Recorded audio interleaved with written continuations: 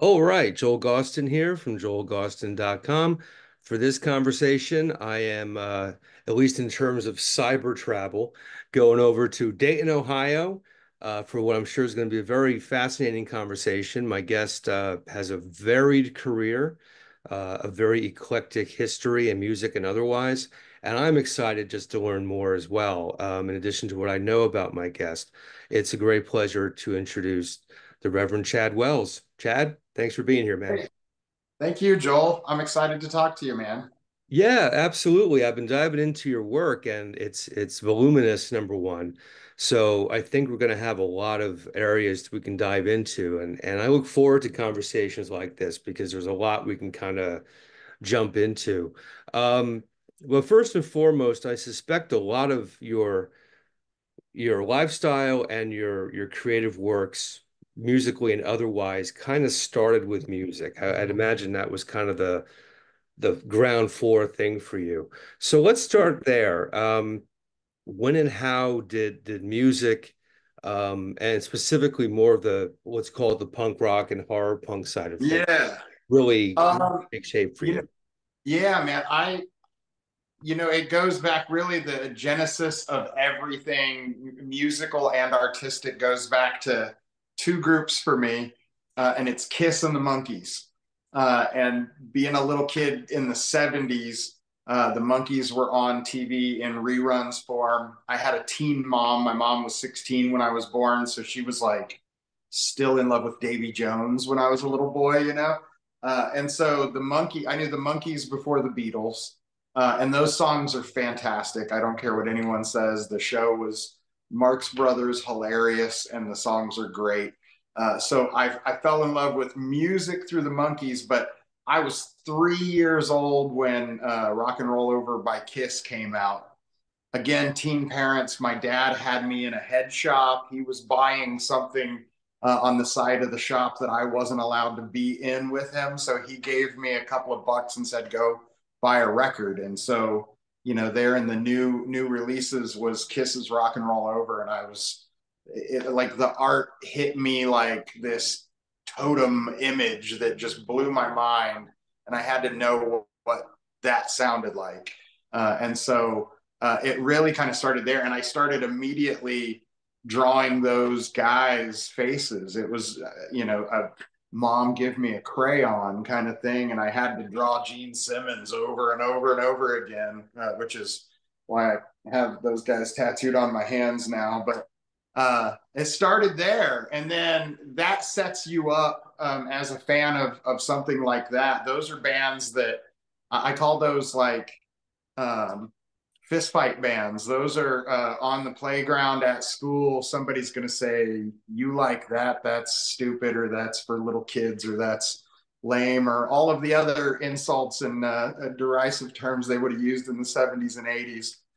And so I was fighting over those bands. And I think that started that kind of punk rock streak in me before I knew what that was. Punk rock for me hit like I remember what I called punk rock when I first found it is not what I would call punk rock now.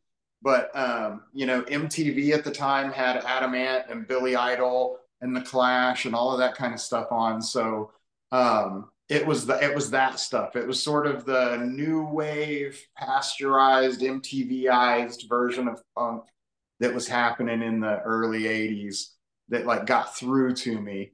And then voracious reader, and I wanted to read everything from monster books to whatever. And back in the day, they had those like encyclopedias of rock and roll and things like that. And I would just get fascinated by all of the sidebar bands because you would open that up and it would be like, oh, here's Led Zeppelin. You like Led Zeppelin, you would like Mountain and etc. If you like this, you'll like the Stooges kind of thing. And like those little sidebar bands started to become really interesting to me. And I want to go and find out about that stuff. So, um, and being in Dayton, Ohio, we didn't have a massively big punk rock scene or anything that I could like join in on at the time. So it was a lot of trying to figure out how to get on buses and get rides to Columbus or Cincinnati to go to legitimate record stores and find the stuff. So uh, mid to late 80s, like I'm a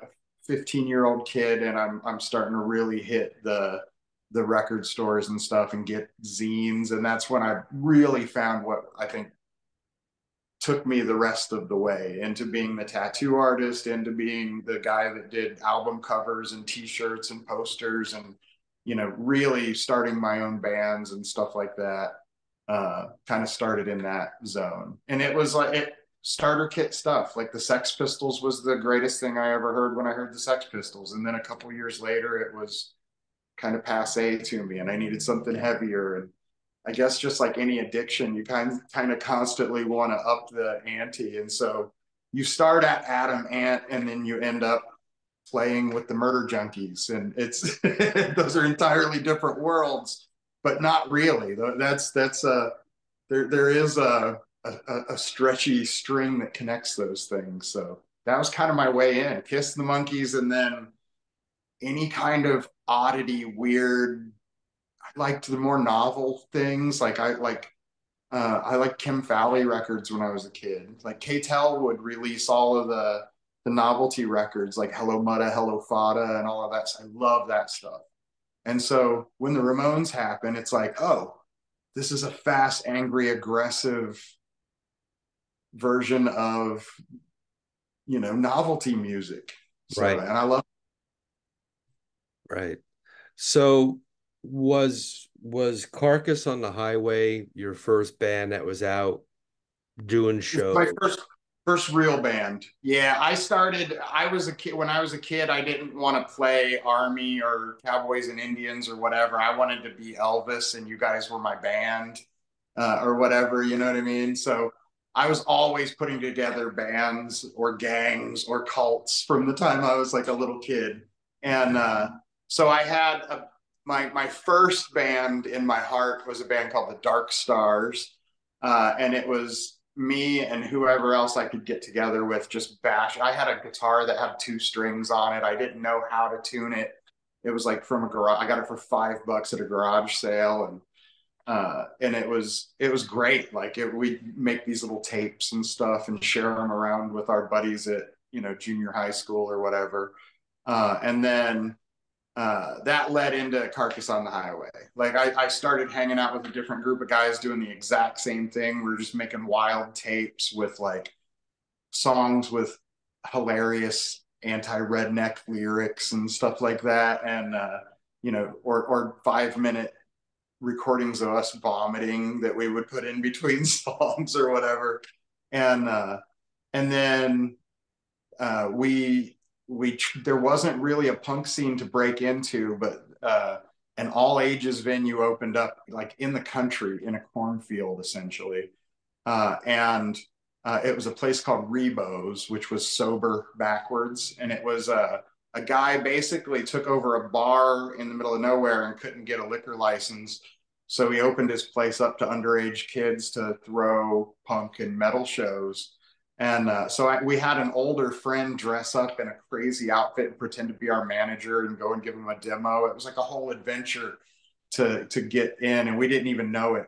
We didn't need a demo for this place. They would have let anybody play, but like we went through this whole process of like getting ourselves recognized. And uh, but from being like a Kiss fan guy, I realized the power of getting your name in the paper early on. So like I figured out ways to like write press releases for things when we didn't really have anything going on, and send them into the local Dayton newspaper, and we would get in for things. So we had this weird cult following in town and weren't even playing shows at first. And then, yeah, we played with so many people. I played with the Murder Junkies the first time in that band, and everybody from like the Trash Brats up in Detroit, like great glam rock band, and then just every touring crusty punk band of that era from like 1990, I don't know, 92 to 98 probably was the main COH Carcass on the Highway period. Mhm. And then the Jackalopes came out of that, And the Jackalopes were essentially the same basic idea as COH, but a couple of different guys got involved. And one particular guy, his name's Gigi Bradley. He was in a band called the Migraines before he was in the Jackalopes, and they were, Sure. Yeah, I know Sean very well. yeah, oh yeah, yeah. He's yeah, grave robber. Yep. He's rented grave robber now, Yep. and he so Gigi was the bass player for the Migraines at that point when they were doing like Juvenilia, and they were really touring their asses off. I mean, they were going to California, New York, and back like constantly, and they were. Sean was another kid like me who grew up on really poppy music and found punk, but knew how to get himself recognized for it like he was a pop group, essentially. So I loved those guys, played with them when I was in COH. Gigi was touring with them, and he didn't love my band because we were more rough around the edges, I guess. Like we were probably more like a St. Vitus meets the Melvins meets early Nirvana kind of thing. And he was into pop punk, but he would tell us like we would do Misfits covers, and he was like, if you guys would just throw out all of the metal guy crap and focus in on these Ramones, Motorhead, Misfits sort of moments that you have, like you guys could be the biggest band in the area if you would just do that. So and I kept going, shut up. Like my whole thing is I want to upset the apple cart. I want to, create trouble, and which would get COH. We would play shows and I would set stuff on fire. I would hurt myself on stage. I would say terrible things, and we'd get banned from essentially everywhere we ever played. And so I'm in the midst of not being able to get a gig, and Gigi starts getting really tired of the road. And this was pre-internet, so he's sending us postcards from like Wall Drugs and stuff while he's out on the road with the Migraines. And he's like, when I come back from this tour, I've learned a lot of stuff, and I want to start a new band with you. We're going to base it off of the Migraines, but with the edge of what COH is doing. And I'll book it. I'll get it out there. You write the songs, and we're going to do this thing. And I kept blowing it off like, yeah, okay. And but he was really into the Super Suckers, and he really loved Wall Drugs whenever they would pass through Wyoming. So he insisted that we call the band the Jackalopes, which I thought was the lamest name for a band ever. I was like, no, we have to be something like Hell Beast or Demon something. And he's like, no, the Jackalopes. Jackalopes seem like they're cute and cuddly, but they'll rip your throats out. They lull cowboys to sleep with their songs and like all this creepy stuff. And so when he came back, I gave up COH and said, let's go. Let's start writing songs, put a band together. And we basically just jumped into the Migraines touring footprint. And we just started playing all of the Migraines regular spots in the wheel, and used all of those Migraines contacts that Gigi had made to play with. I mean, we played with everybody on Fat Records and Lookout, and all of the up and coming pop punk bands were like, we were playing with them everywhere from Fort Wayne to Detroit to Kentucky to, Pennsylvania. And we just kind of we never toured broadly, but we just worked our wheel. Anything within like 8 hours of us, we were opening for all the big bands and stuff after Gigi and I got together. And then, so of course, the Jackalopes kind of exploded and blew up in that scene. But we were one of those bands that just couldn't, like, we just kept breaking up all the time. We would release an album and then break up the next day. And then we'd get back together in 6 months, and then we'd release a 7-inch, and then we'd break up the next day. And started the process, so many bands where I was just replacing guys, and Gigi eventually got replaced by a JJ, and then JJ got replaced by a PJ. On down the line. We had 5 or 6 different drummers, and it was really a Spinal Tap sort of thing. And but that's how I met so many fun people, the Electric Frankenstein guys, and got to play with the Misfits. Like that's something. Even if Sure. it's even if it's Jerry and Robo Misfits, it's the fucking Misfits. Right. Right. Exactly. Yeah. Exactly. And that Jerry fronted version had its moments. I'll give him that. It was a lot of fun live. I got to say they were having they were all smiling ear to ear. Do you know Yeah. what I mean? Like there was no mean mugging. It was like these men are having a blast up there and they're enjoying playing these songs as much as we're enjoying here. Yeah. Like that that's where the magic lived. Absolutely. But it's funny you made a mention about some of these things happening pre-internet. And it's really amazing when you consider kind of like how far off the sea we are these days, like meaning that how far we've gone. For example, we're having this conversation over Zoom. There's Right. social media, there's all those things. But you mentioned the migraines. I mean, I met them because I used to live in New Jersey. I Yeah. met them because they came out to Jersey to play because there was a band in Jersey called Flatus at the time. Flatus, I was just about to say, I got a Flatus flyer right on the wall up there. Yeah. Absolutely. Yeah. Because Flatus had toured, they hit Indiana.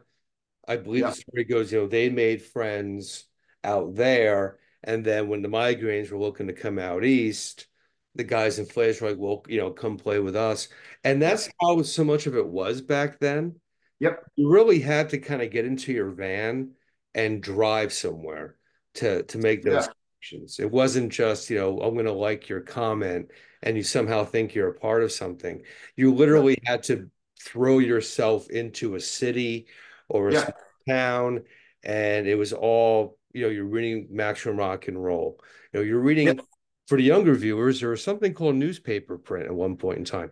You'd read those things, and that's how those things kind of developed. So you kind of lived that tremendously during that time because it was all Yeah. very word of mouth DIY and actually getting to know people. I still feel like it is that it's, I know it's not that way.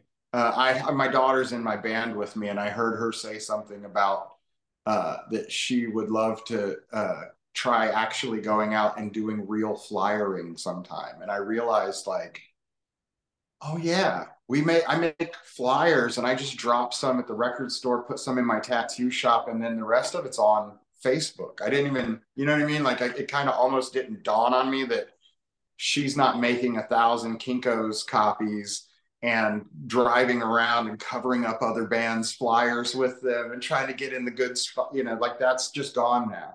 But for me, yeah, in the early days, you had to go to town, you had to meet somebody, you had to find somebody, or it was, yeah, MRR, book your own fucking life.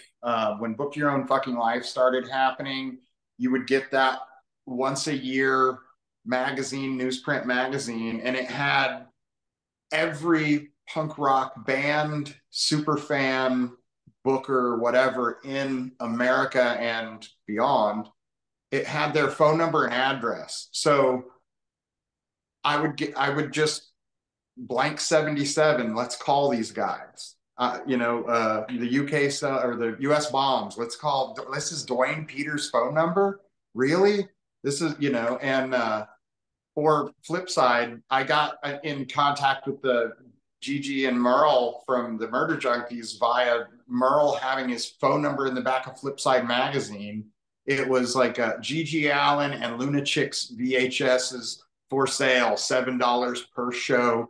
Call Merle, and I was like, there Mhm. can't be another Merle.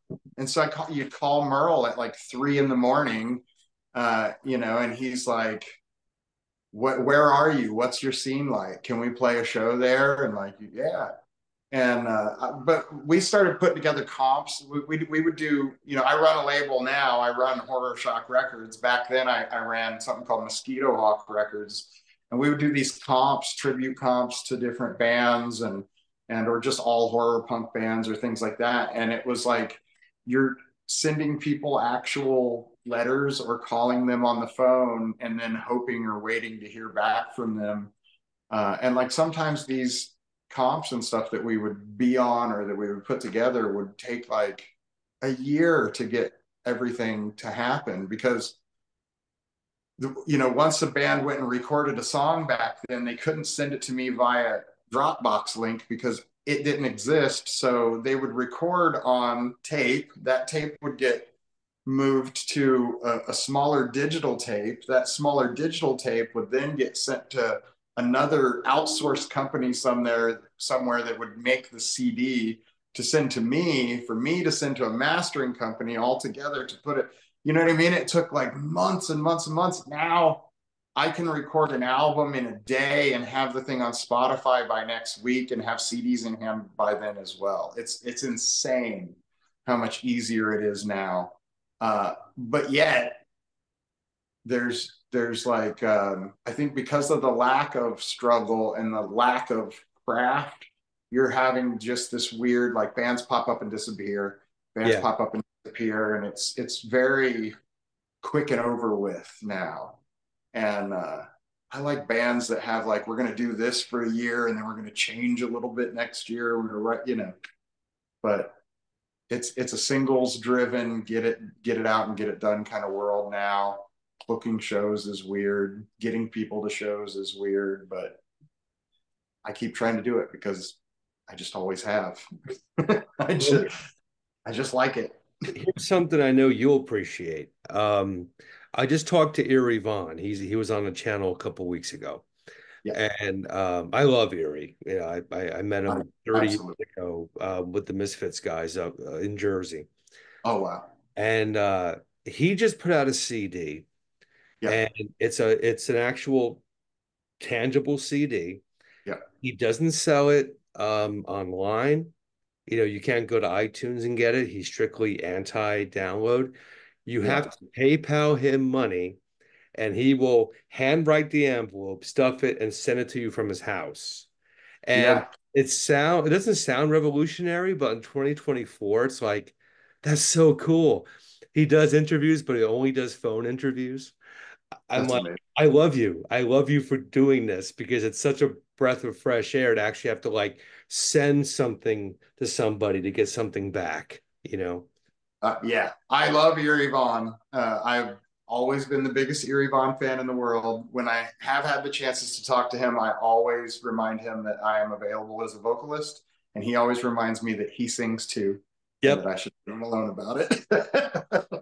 But yeah, man, Erie's got it right. And if you want people to buy your CD, the methodology now is give it away for free and hope somebody wants it and will come and buy a copy of it still anyway, which is what we do. We Everything goes on Spotify, everything goes on YouTube. I hope people, like, I look for there's a couple guys in our scene.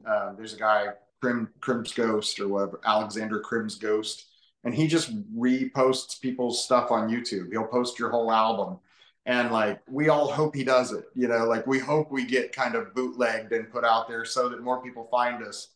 But like, not as many people are going to buy our CDs then. So it's like, we Yeah. have to hope that the show is good enough that we can get them into a package. It's a t-shirt business really more than a CD business, because you're giving away the music in so many ways to get eyes, and then you hope that they come to the live show and buy the t-shirt. Like, we still do tangible physical CDs, and they do okay, but Yeah. it's not like it used to be at all. No, I No, think it was Doyle's singer. What's his name? Alex. Alex Story. Yeah, He said, he described the band as a jingle company that sells t-shirts. that's what it is. That's 100% what it is. We just played with them in Cincinnati a month or two ago, and that's, yeah. It was, they had definitely more boxes of t-shirts than they had amps and stuff. Do you know what I mean? Like, Yeah, yeah. it took us forever to carry in our amps and our drums, and then we had like 2 boxes of merch. Mhm. They had like 8 boxes of merch, and they were able to walk in with their stuff. So that's what it is. Yeah, man, for sure. Yeah, it's merch, but it's also merch at different price points.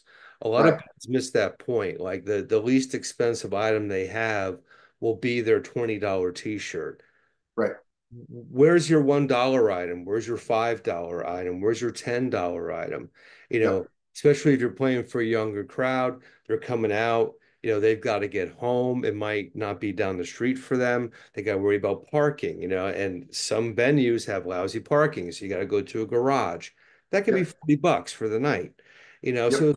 little things like that, like, have the $5 whatever it is, you know, The Creepy Crawlers merch table is wild. Like we have handmade jewelry, like bracelets that the girls in the band and our wives and girlfriends make. And they're just like little cute girly beaded things, but they say like our song lyrics, or they say like "Say you love Satan" or "cunt" or "douchebag" or whatever. And we sell those for $5. And then we have stickers for $1. We have from $1 up to packages that are, 50 or $60 or whatever. And right, it's, multiple t-shirts. You want multiples of everything. You want to be able to package things. And sometimes the smalls, like the sticker, is the thing that breaks the ice with somebody. Like all the things you're saying about what it costs to be in the world is true. But then also, we're all getting more and more introverted and less likely to walk up and speak to a real human. Like you go into a fast food restaurant now, and they're shocked if you want to stand at the counter to order right. something. They're supposed to go to that TV kiosk over there and order it. So people don't know how to work a merch booth sometimes if they're young. So they come up and they go like, that's something that's $1 or $5. They can break the ice. They always come, if they buy something small early, they come back and buy something else before they go, or they come back and buy everything Right. before, which is even better. And they're not, and then, and it's, like I said, I learned from Kiss. My merch booth is big. It's well lit. It's got signs on everything that says what it is, how much it is, what we're willing to bundle, how, like the value you get. Like it's laid out. And, if you're not doing that, you're missing opportunities. And I think the most indie credible, like Fugazi, Love and This All should only be $5. They should all be still doing that. Like make it yourself, source it from good organic, whatever, you know what I mean? Like, Yeah. but we're still in the business, whether you're a capitalist or not, of getting our music to people. We're still like, that's our goal. And the only way to get from here to there on this monopoly board is to pay somebody some gas money to do it.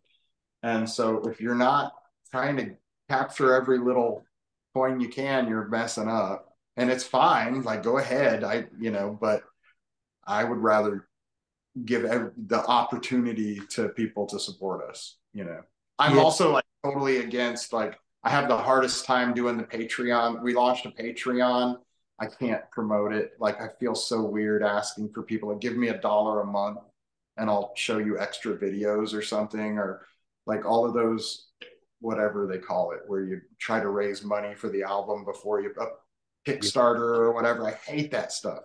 Like I hate it so much because I get into the game of that more than the art. You know what I mean? So Yeah. try to remain as old school as I can in certain things, and then other things just like, yeah, Well, I everything's Spotify.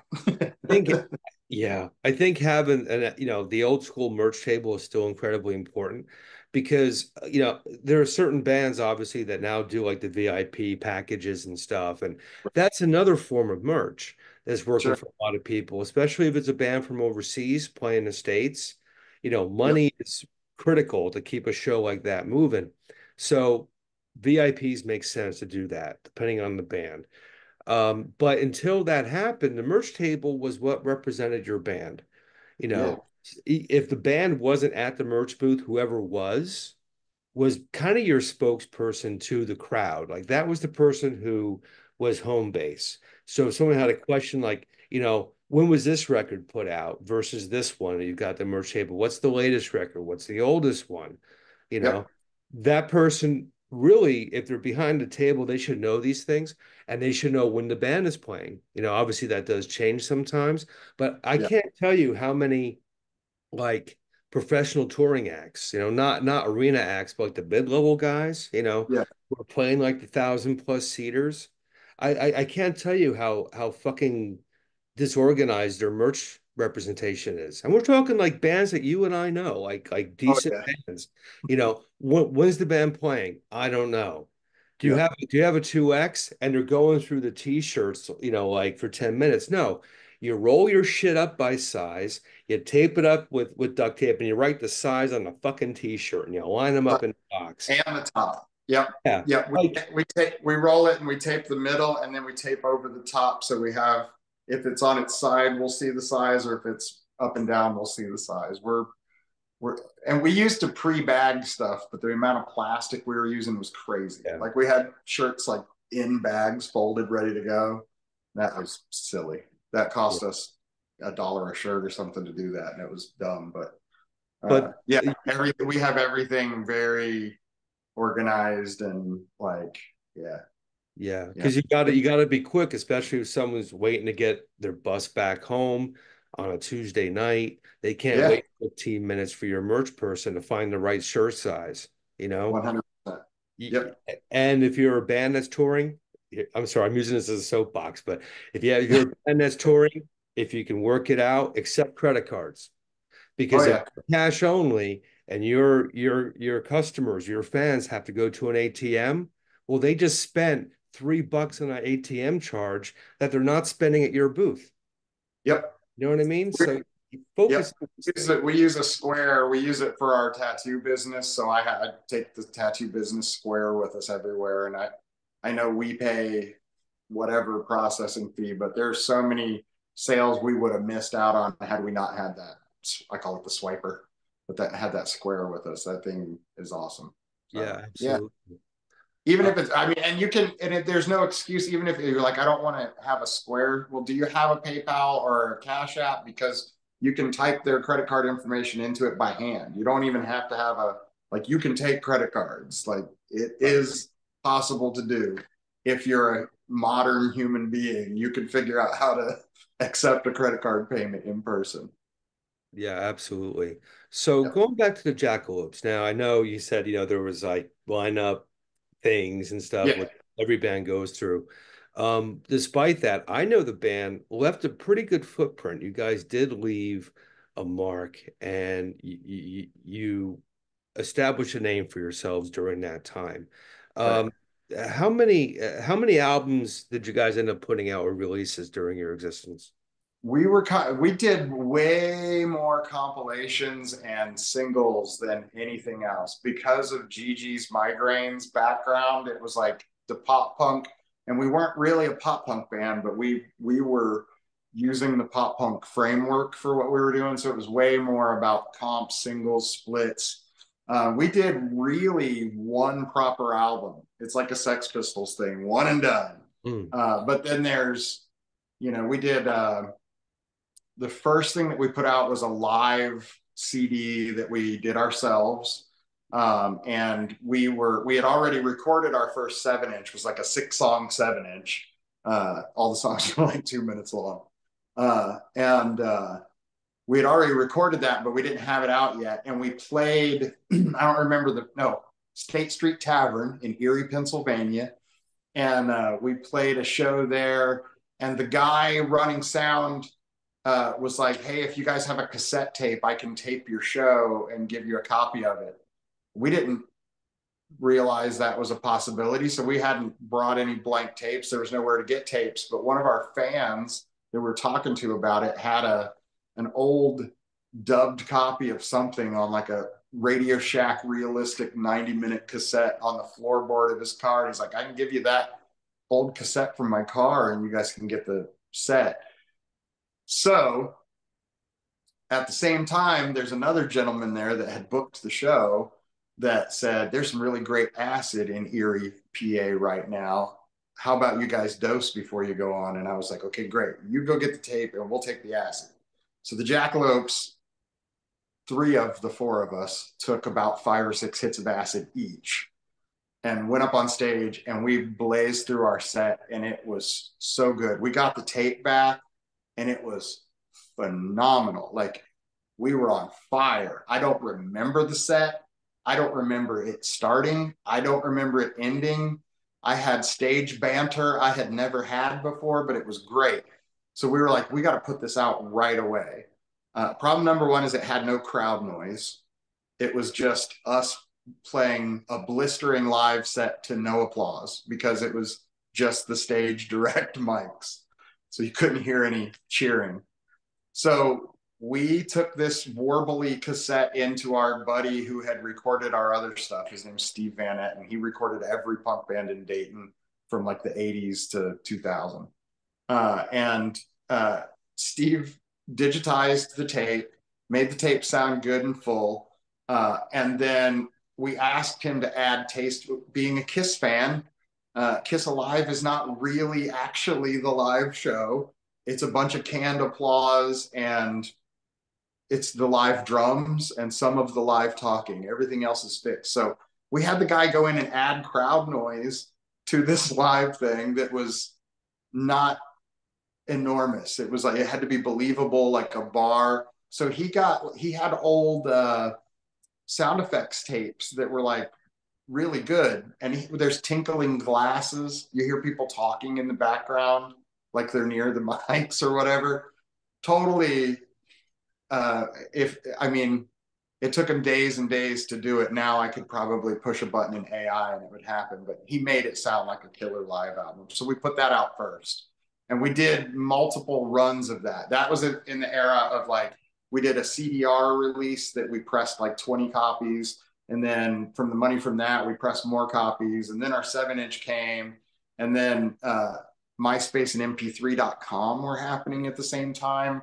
And at mp3.com, you could upload your music and people could buy a physical CD because there were no digital players yet, really. You could download the MP3s to your computer, but that's all you could really do with them. So we started selling, the Jackalopes started selling CDs on mp3.com. So I don't know how many physical copies of that even went out, but we sold a lot of those. And then the 7-inch came out and we did a red run of White Trash Monsters. We did a trash vinyl run of White Trash Monsters, and we did a black run. Like we just kept changing the vinyl colors and reissuing it like 300 records at a time, something like that. And then we started getting on comps, and we got on the Fistful of Rock and Roll series thanks to Sal. We actually got, again, pre-internet, Eddie from the Migraines, Sean Browning called us and said, hey, you guys, Sal Canzonieri from Electric Frankenstein's looking for you guys. And I immediately, like, my guts dropped and my butthole puckered because our 7-inch was called White Trash Monsters, and it was a picture of Frankenstein on the cover.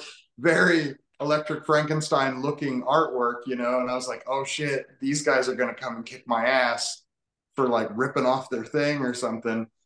And I found out he was just looking for us to be on one of the fistfuls. He had heard about us from somebody and wanted us. So we ended up on that. And then, gosh, so many things. There's a Spasmatic Records did a tribute to Sam Hain that was like a multiple vinyl color thing that we were on, and just tons and tons of those, like 2- and 4-way splits with other bands. There was an Electric Frankenstein, Jackalopes, Me First and the Gimme Gimme CD that never came out, that I have the master for it, and it's so good. That I think Electric Frankenstein does a Rocky Horror Picture Show song on it that they might have released somewhere else later. But we just were constantly doing that stuff. But there's really only one Jackalopes album proper, and that's Jacksploitation. And it's like, I can't remember how many songs. It's like 20 songs.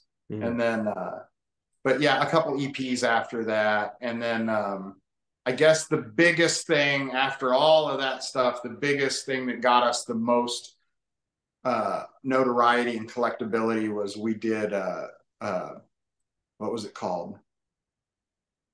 Prom Queen Massacre. I forget, something, Horror High Records. Horror High presents Prom Queen Massacre, and it was hosted by Wednesday, like Wednesday 13 does the in-between song banter, and it was like us, Blitz Kid, gosh, I can't remember, everybody from that era that was like a horror related band. wins. I think I don't remember if it was the Murder Dolls or Frankenstein Drag Queens, but like that thing was massive. Like I don't remember who was behind that label, but like the rumor was they were like friends with Tommy Lee or something. I don't even know. And but that thing was like that. That was an enormous. Well, I still get like fan mail because of that one CD for the Jackalopes. Like my brother died last year and he loved this song on this comp and we played it at his funeral. And or I was in Kuwait and I had only this CD with me and your guys' song kept me warm. And I was like, that's so weird, but that's kind of how it worked. But I think that's why our net got so big, was not that we released a lot of great albums, but we released a lot of great songs on a lot of comps. Yeah, And I had bands in the 90s that followed that similar model. yeah, Like do a couple 7 inches, but make sure you're on a lot of good comps. And Sal's series was yeah, that, and I know he does it even now. He's got a new version of that yeah, series he's doing. But yeah. I did one of the covers. comps were super important, in the 90s. And it's amazing when you fast forward, like 25 years. Um, the band I was in at the time in 98, 99 were on volume 4 of Sal's series. That's the one that has Degeneration on it, uh, I love it. I've got Black all of Heroes, yeah. um, and What then band were you at that time? that was the Graveyard School. Oh yeah, yeah, yeah. I love Yeah, that song. I remember that one. Yeah, yeah. yeah, that was what I was doing at the time, and I was actually recording with EF around the same time. Oh Uh, yeah, and that's how that happened because I've been friends with Sal and Dan for a long time. yeah.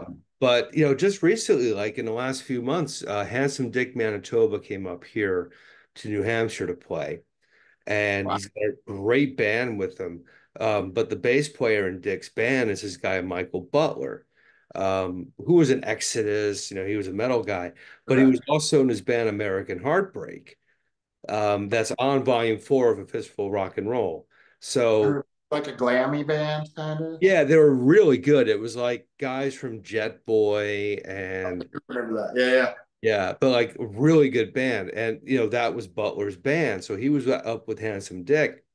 And I was interviewing Dick, so I was backstage. I was talking to Michael. Mike, we're on the same compilation together, and it's a nice icebreaker, because if you yeah, end up on so many different comps, again, it's like we were talking about earlier about you meet a band, you get along with them. Well, when you come to my city, let's play together, or vice versa, and yeah. comps were crucial for that, At that time, Sal was working so hard to like tell us all, and I mean, it's self-serving in a way. He wants the scene to exist so that Electric Frankenstein can be Electric Frankenstein in it or whatever. But like, it's also, he wants the scene to be good. And like, I remember him publishing these like letters to us all. Do you remember that? Like when you start your band, you got to stay in the basement for a year. Don't leave the basement. Don't do shows for a year. You got to get good and you got to write songs and there's got to be a guitar solo at this much. And you got to put the really exciting song first and then the ballad and then the this. And like,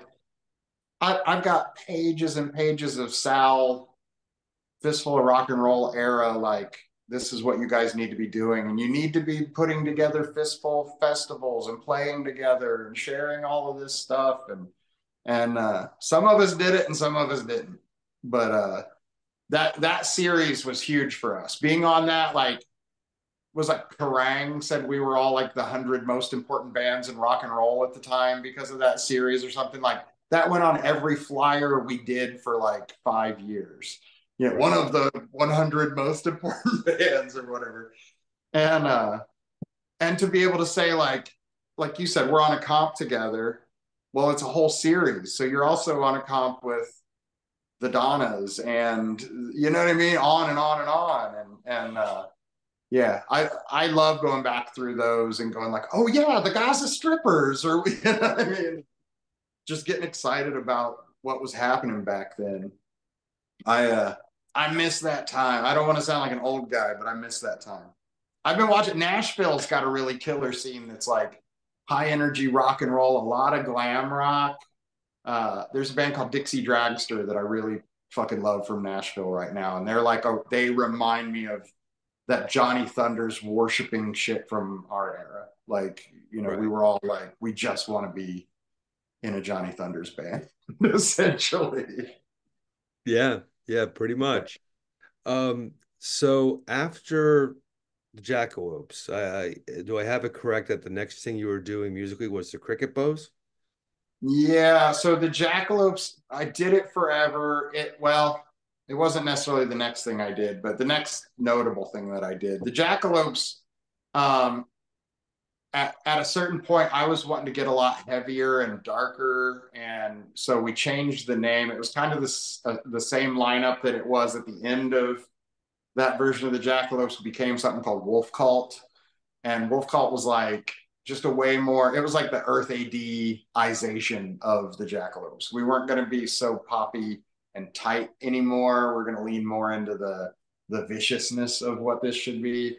So we did Wolf Cult, but we did like 3 shows and put out like 1 or 2 little comp things, and it didn't take off or go anywhere. Uh, and it was like the visuals were so dark and occult that it was like I was getting like some people were confused. Like I had Cincinnati neighboring anti-racist people like, are you guys, there's a lot of stuff here. Are you guys messing with racism? And like, no, we're not at all. Like, this is scary Satan stuff, not racism stuff. You know what I mean? And, but it was like, so I had like people like Genesis Peorage reached out to me during that time. I was like, I see you're, you know, writing songs about the process church of the final judgment. We should do something together. And I'm like, yeah, that's awesome. And also really weird. So that band was short lived. And then, I went through a phase. My daughter Presley, PJ, who's in Creepy Crawlers with me, she was born in 2004, and I she was born, and I like couldn't look at horror movies. I couldn't get into my character of like the ass kicking singer guy anymore.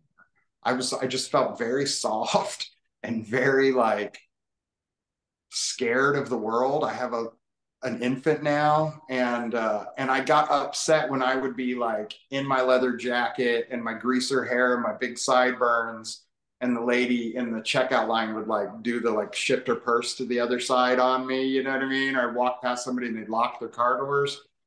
I loved that all my life. I cultivated the scary guy thing. Like it probably started in childhood watching horror hosts, but I quickly realized that kids didn't want to beat me up if I scared them a lot. So I was a scary guy my whole life. And then it suddenly like became upsetting to me to be the scary guy. How's my kid going to feel with a scary dad?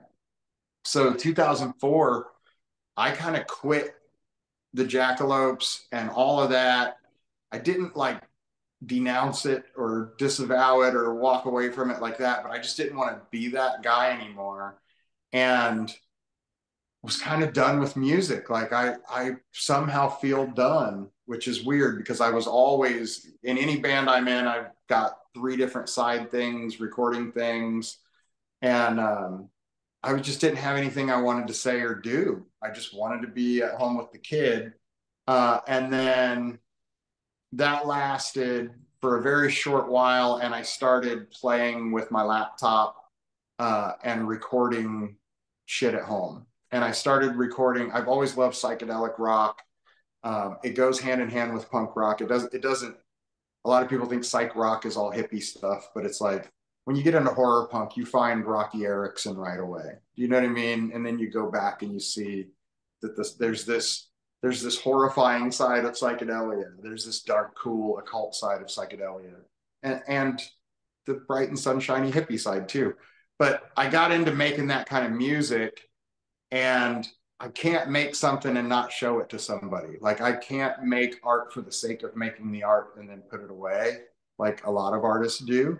I have to like seek validation or whatever.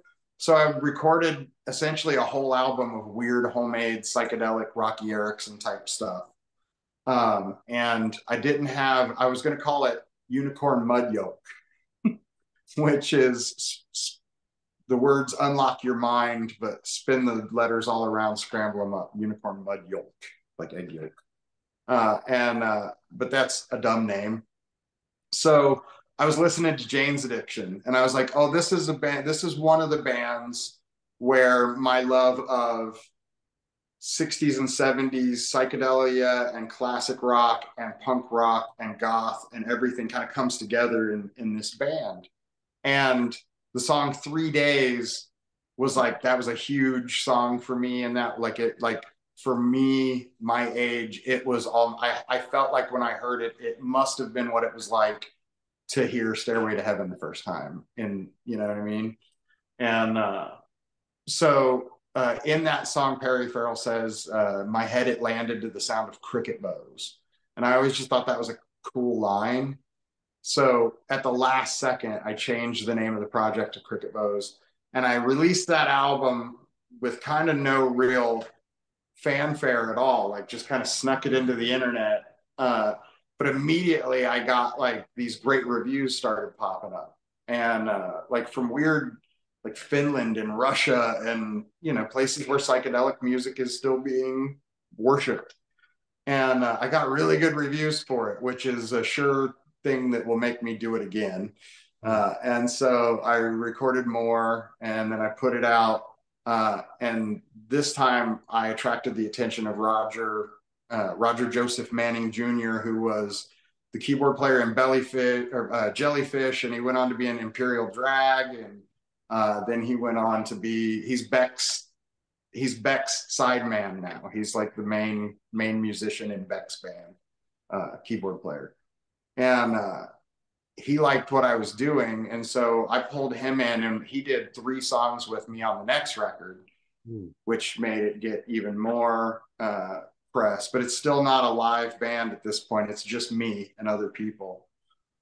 And then I befriended the guys from the Buffalo Killers, who were like from our town, essentially nearby. And those guys are in the Black Keys now. They're the Black Keys backing band.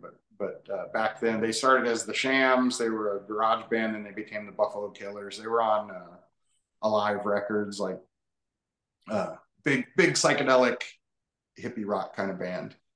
And so I got Andy from Buffalo Killers to play on the next record with me, and he does like 3 songs on that one.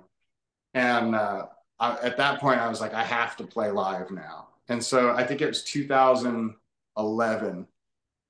Cricketbows really actually went live. Like I was just like people I tattooed.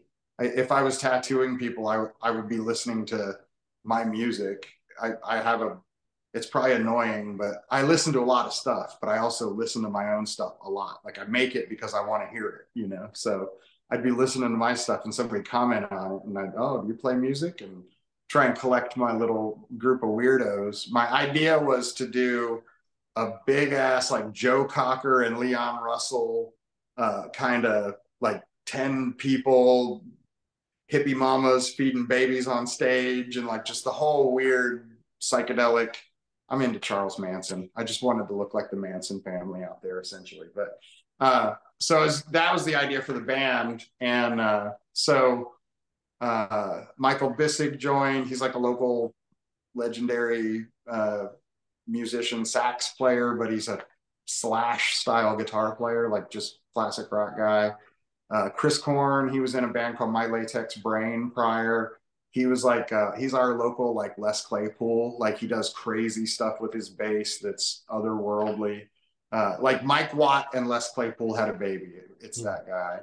And then Jim Ingram came in on drums, and we had another guitar player for a minute, James Roush. And then Erica, who's in Creepy Crawlers with me now still, she came around, and she was a flute player.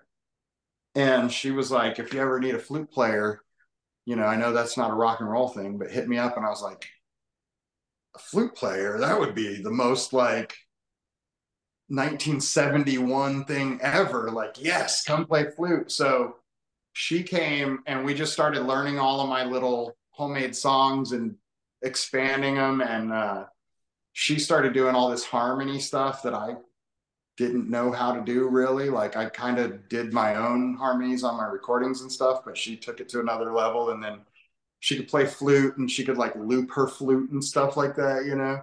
And so we did that. And we worked with Brian Olive, who was in a band called the Greenhorns.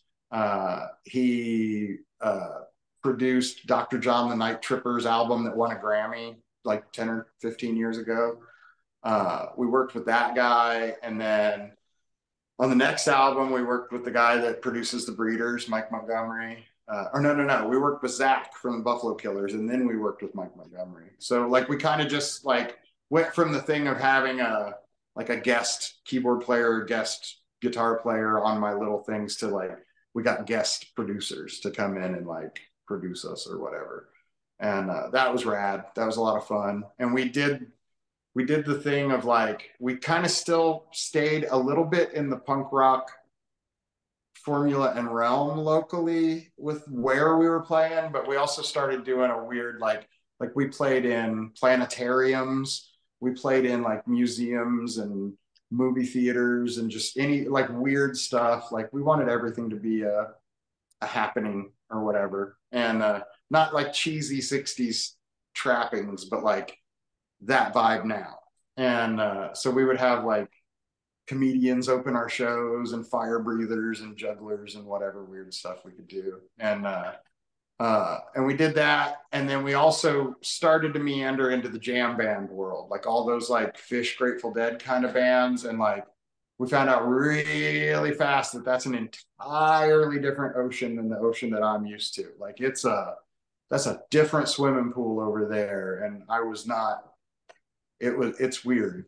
It's just weird over there. Like the things that are sort of being said and portrayed are not the reality. You know what I mean? Like there's some. I don't want to talk shit about any scenes, but it was like this is bloated and disgusting. Like this is a whole like these people are self-important as shit and getting paid ridiculous amounts of money to do it. You know, they, all these bands play for 6 hours and make like $8,000 a night. You know, and we're up there like we got 40 minutes of mind blistering stuff to open up for you, and it was weird. But we did that for a while, and then like so many other businesses and relationships and whatever, the COVID times hit and it wiped us out. We tried to keep it together. We tried to start home recording. We released a couple of things that way. Like we did a Black Crowes Good Friday, and we tried to do a cover of I Think We're Alone Now, but Billy Joe from Green Day beat us to it. So we just didn't, we didn't do it. And we tried to do weird stuff like that remotely. And like half of the guys just didn't want to work that way and weren't interested in working that way. And then like half of us, the whole political thing that happened, half of us felt one way about masks and vaccines, and half of us felt the other way about masks and vaccines. And so we kind of couldn't be friends anymore because that's what you do nowadays. And so, yeah, the band kind of imploded during that time. And then in a last ditch effort to prove that sort of Erica and I were the most important part of the band, I hired my daughter into the band, and we just started doing a single a month. We did, for the last year we were together, we did a single every month. And we got on the radio locally and all of that kind of stuff. But it drove me absolutely batshit crazy. Like to have to write and record like a single that I'm trying to compete with these other like master musicians that I had working with me. You know what I mean? Like it made me go real crazy and real bitter. And I realized that like in my heart, all I wanted to do, like I kept trying to sit down and write these psychedelic, poppy, hooky, modern hippie songs or whatever. But like all I wanted to do was listen to and play old ass thrash music. Like my head was like, I don't know why, but like I would rather listen to SOD and try and play those riffs all day than to do any of this shit that I'm doing just because I think I'm supposed to.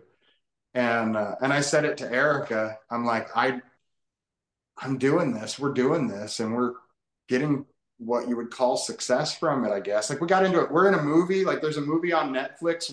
Our song is the training montage in a Netflix movie written by the guy that was the head writer at SNL for years. He wrote Tommy Boy. Like that was a big deal, but like I was like, fuck this. And I just want to write thrash riffs. And Eric was like, then write thrash riffs. Fuck it. Like change the name. Let's do something else. And uh, coincidentally, I got asked to do a Jackalopes reunion in Memphis, and it was us and Blitz Kid and a bunch of other bands. It didn't end up happening because of pandemic times, but we started learning all the old Jackalope songs with sort of a new band that I was going to take out as Reverend Chad Wells and the Jackalopes, like so many of us do. When you get old, you go out and try to claim your old band and do the thing. And I just realized it was like it's not the Jackalopes because it's me playing guitar, not just singing. I'm writing stuff that's not very jackalopey. It's not pop. There's pop punk elements to it, but it's like it's Creepy Crawlers are kind of a metal band.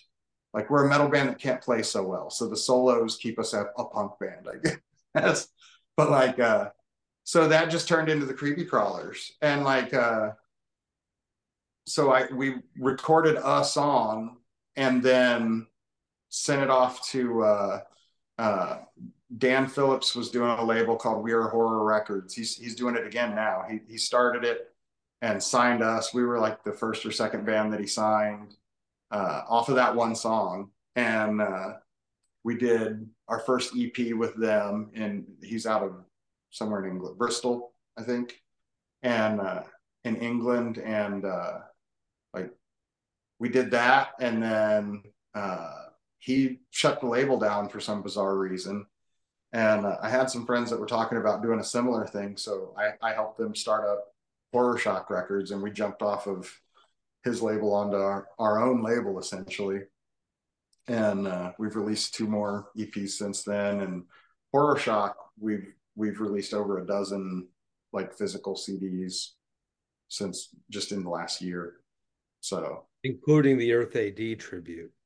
yeah, we bite. I love that tribute. It turned out so good. I'm actually more stoked about the cover art for that than I mean the bands are great and the covers are great, but like I had the most fun compiling that. My daughter had the idea to do, why don't you do a tribute to the original? I think Rick Rude did that, the original artwork, but also like a tribute to Sergeant Pepper's because there's all the bands. You could arrange the bands like Sergeant Pepper's, you know.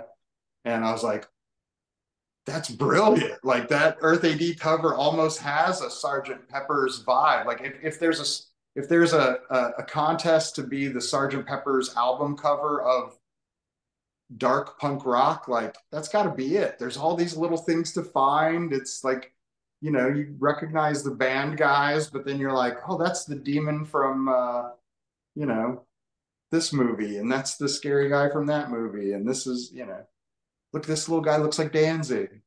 And so I thought that was the best idea ever. So I had all of the bands on the comp like do individual like standing band shots, and then we just put it all together, and I worked my ass off to make it kind of look like yeah, it was drawn in the original style.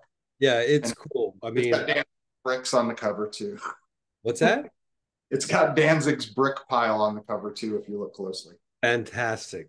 Fantastic. I mean, look, nothing's going to compete with Mad Mark Rude's artwork, from '83, but I like what you did with it, Thanks. because it's kind of like obviously it's an Earth AD tribute record, but you've got the faces of the bands on there. Yep. So it's not just a Misfits thing. It's a band thing too. Like I did a couple of those Misfits tributes. I was on them back in the '90s when there were different people online putting it. No, it wasn't even online. It was pre all that. But there was a Yeah. label in Canada that some guy started to put out Misfits tributes. And what's cool about that is, yeah, everybody's playing Misfits music, but you hear about other bands. Yeah. You heard about Yep. new bands because they do a really cool Misfits cover, and you find out, oh, they've got 3 albums of original music, and that's another Yep. way in the doors. Like everybody's there because of the Misfits, but then you branch out into what each individual band is doing. So I dig Yep. the whole concept that you put together for that. Thank you. Definitely based in just coming from when we come from. That's what we all used to do. Yeah, the comps you're talking about, like there was the Stillborn Monster Babies comps. We're Yep. on one of those. A Yeah, I am bunch of too. those. Yep. And it was hugely important. My first label, Mosquito Hawk, back in the day, we did a series of we called it Hell Night Horrorama. We did 2 volumes of that, and they weren't covers, but it was just all horror. It was my fistful of rock and roll for horror bands, essentially, and that's how I found Cancer Slug. Alex from Doyle's band was, uh, I think the first. I don't know if it was the first comp he was on, but it's got to be one of the first comps that they were on was one of mine. And but that's how we found each other. Blitz Kid and Order of the Fly and the Memphis Murder Men, and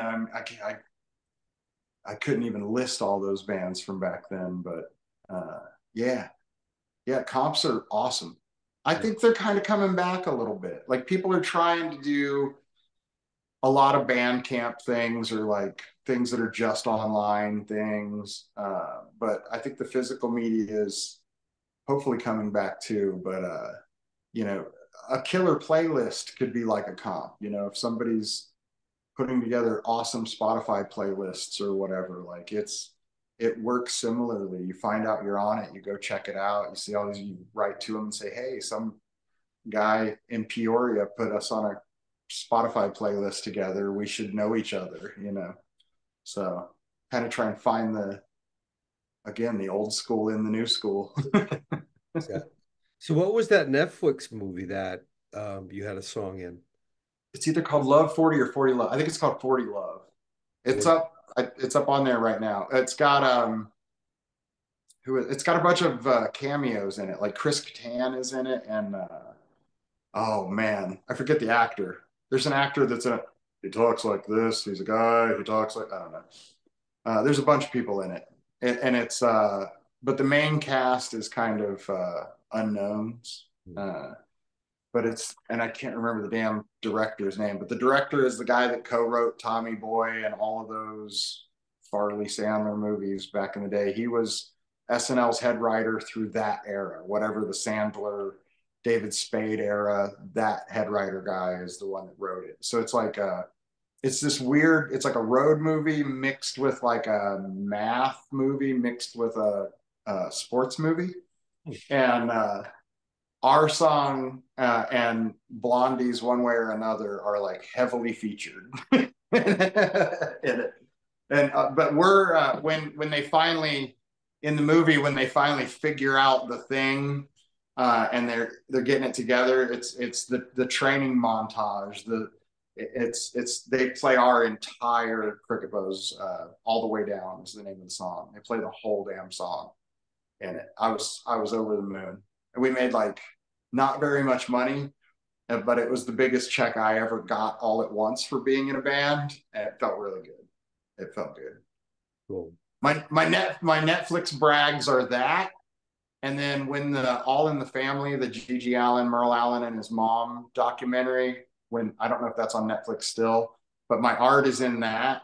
My one of my Charles Manson posters hangs above Merle's fireplace, and he like stands in front of it and does a whole interview. So I'm like, that's mine. And then Dark Tourism. It's a show about people that go like that are into murder and stuff and visit the grave sites and all of that kind of stuff. There's a scene where they go to the Manson to Spawn Ranch and they go down by the like cave in the creek behind Spawn Ranch, and people have this big shrine set up, and there's a Charles Manson Murder Junkies t-shirt that I made when the Murder Junkies toured with Hank 3 like 10 or 15 years ago. Hmm. Yeah, those are my Netflix brags when I'm like, hey, going to look for me on Netflix. I'm in there. My Netflix brag is that Gigi Allen movie as well. Uh, Yeah. it's when the very end of that movie where Arletta is speaking to the crowd. That's at a place here in New Hampshire called the Dutch Treat. Okay. Yeah. Yeah. And you'll see her talking, you see like flashes going off. That's me photographing her for my Oh, website. that's your flash bulbs. Yeah, so I should have probably not had the flash on when she was talking. It's one of those hindsight things. You're like, oh, that was probably rude to do that to an elderly lady. Uh, It kind of probably makes it look cool in the movie, though, you know? yeah, I'm like that. I mean, it's a weird thing to say, but my flashes are in the Gigi Allen movie. That's Uh, awesome. and she was always super cool because I went to a couple of those like death anniversary, yeah, Yeah. that's what they used to call it, up here in New Hampshire. Like every 5 years, they Hmm. have like there's a restaurant in Franconia, a real fucking dive. It's like totally out of Porky's. Right. Perfect for a murder junkie show. But it would be like, Gigi's daughter would come and Oh, Arletta wow. was there, and of course the murder junkies played and I never met her, but she was always so cool to people there. She was posing with all the punk rockers and stuff. That's good. And I've had nothing but cool experiences with Merle. Yeah. Um, Crossing paths with him every few years for 20 years now, 30 years now. He's always just been super cool. He's a sweetheart. I say it about I know and like in the punk community especially, it's like Gigi can be a real sticking point for people because he was so not politically correct. He was so bad. Like he whatever the worst things you could say were, he said them. But Right. like that point, and I always felt like he was just a sweet, sweet boy who kind of got broken, and then his like way of acting out just it stayed this little kid like smear shit on the wall kind of thing. And like, but I always felt this like I never felt an actual meanness from the guy. Hmm. Even with the most mean shit that he would say and the most nasty shit he would do and the most violent stuff, for whatever reason, I felt this just like, oh, that poor little guy, like he's just a sweet boy and he's got to do this, but like he's acting out the id for all of us. None of us can do what he's doing. He's the scapegoat for us. Like this is what happens if the singer from the band starts throwing shit and punching everybody. Like welcome to the jungle for real. Like that's not Axl Rose's jungle. This is monkey jungle. This is throwing poop and pulling hair and punching people, and that's real. And it's real scary to be there, and it's real scary when it goes bad. We were in the middle of a murder. We were in a post GG death murder junkies riot in Cincinnati. Jeff Clayton was singing for them. And dude, they started, and people immediately just started whipping beer bottles everywhere. I mean, there were beer bottles exploding everywhere. And Dino gets up and like tries to quit in the middle of the set, and like Merle yells at him, and he sits back down. And then like just people started fighting, and it was nuts. There was blood and glass everywhere. It's scary as shit, but it was also like, holy crap, that just happened, and we just lived through it. It's like skydiving or something. So, but I will say Merle's the sweetest guy in the world, but when it's time to get cold and threaten somebody, he's 100% capable and quick to do it. Like when it's stop fucking around time, Merle turns on the stop fucking around Merle, and it gets real serious. I wanted to bring up the fact that you and I have a bandmate and collaborator in common, Dan Canzaneri from Electric Frankenstein. Yes, Done some stuff with him over the years. I love that man. I wish he lived here near me. I feel like he's like my long lost best friend, brother, whatever. He's how Sal heard about us. Like Dan had his ear to the ground, had heard about the Jackalopes, liked us, told his brother about us. That's how we got in. And then through meeting Sal that way, I started doing the same. Like, let's book Electric Frankenstein. Let's do some dates. So we did the Jackalopes and Electric Frankenstein would do those little Electric Frankenstein kind of like 3-day tours. Right. They would come up and we would do Dayton, Columbus, Cincinnati, or Indianapolis or whatever. Just do 2 or 3 little shows, and then and I've been tattooing since 1992. So I was those guys all knew that I tattooed. So they would come to town and I would tattoo everybody. The first time we went out with them, it was Steve Miller and John Steele, Sal and Dan. Yeah. And it was wild time. Like Steve was 100% a rock star. Like that, we would, and the Canzonieri brothers are so nice and sweet and kind, and they're not like getting wrecked and wrecking places. But like Steve, like you turn around, Steve's like falling over somebody else's drum kit, and like it was the height of Steve being the glam rock legend Uh, that he is. So I love those guys, man. Dan's every time I'll mention something and Dan knows about exactly what I'm talking about. We're a couple years different. I think he's a year or two older than me, but we're right in together to where it's like those weird deep uh, things. Some TV show in 1977, like Dan knows exactly, or has a toy. Like I got this Spider-Man toy and it has a posable wrist and he's got a cloth suit and he's like, oh yeah, Miko, 1975. Like he knows the thing. And I just love that guy. And so I, for years, have been trying to end up in Electric Frankenstein, one way or the other. I love that band. I love the music. I love everything those brothers do. Kung Fu Killers is awesome, and The Thing was awesome, and we're always looking for a way to do something together. And so that Jackalopes reunion that I was talking about that was supposed to be in Memphis, Dan was supposed to play bass for that. Dan was going to come, or guitar. I think he was going to play guitar. I don't remember now. But Dan was going to come and play with us in Memphis. And like whenever we would play together, he'd be like, I'd rather be in your band. Your band is so much more fun. I'm like, well, it's because you're in a band with your brother. Like, I think your band is awesome. I would love to be in your band. So during the pandemic, we finally got the chance to really work together. Like we did different things. We did the When I Was Dead thing. I did one of the songs on that. I did the Danzig song 13 that Johnny Cash covered.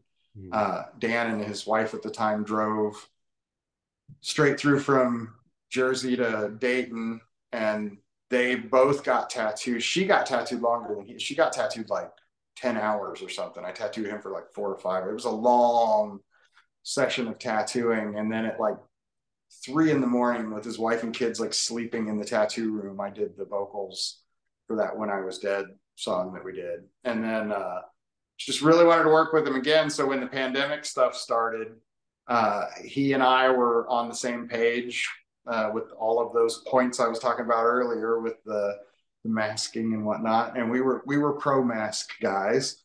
And so we decided to start a, what did we call it? An anti-fascist pro mask new wave band.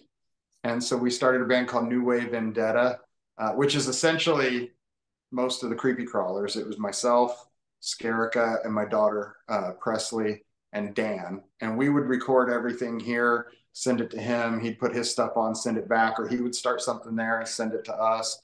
And we released a handful of digital singles, again, got on the radio and all of that, did a really awesome radio interview with him and us on like an NPR station. And that was a lot of fun. And we were really into making that be a real live band. But just him being in North Carolina now and always having to travel for work and all of that, it just made it impossible to actually get it to go live. So it really, I think we would be doing that instead of the creepy now if Dan were 5 hours away instead of 10 hours. That band would 100% be happening.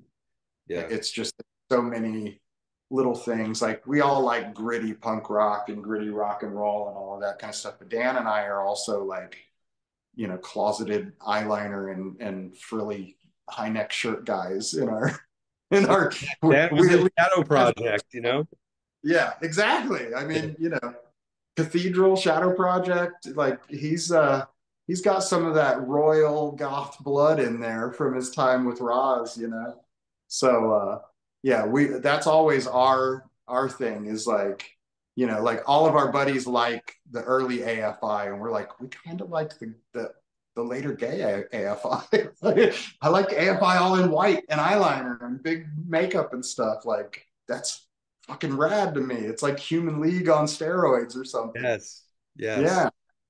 So that's where Danny and I connect. We really connect in that zone. So, but Cool. everything, like we both love Big Daddy Roth, and we both love true crime and toys and monsters and rock and roll. So Yeah. I just Great guys. I mean, you mentioned Steve, and I've, I toured with EF when Steve was singing. yeah. Yeah, I was in Kung Fu Killers as well for a bit.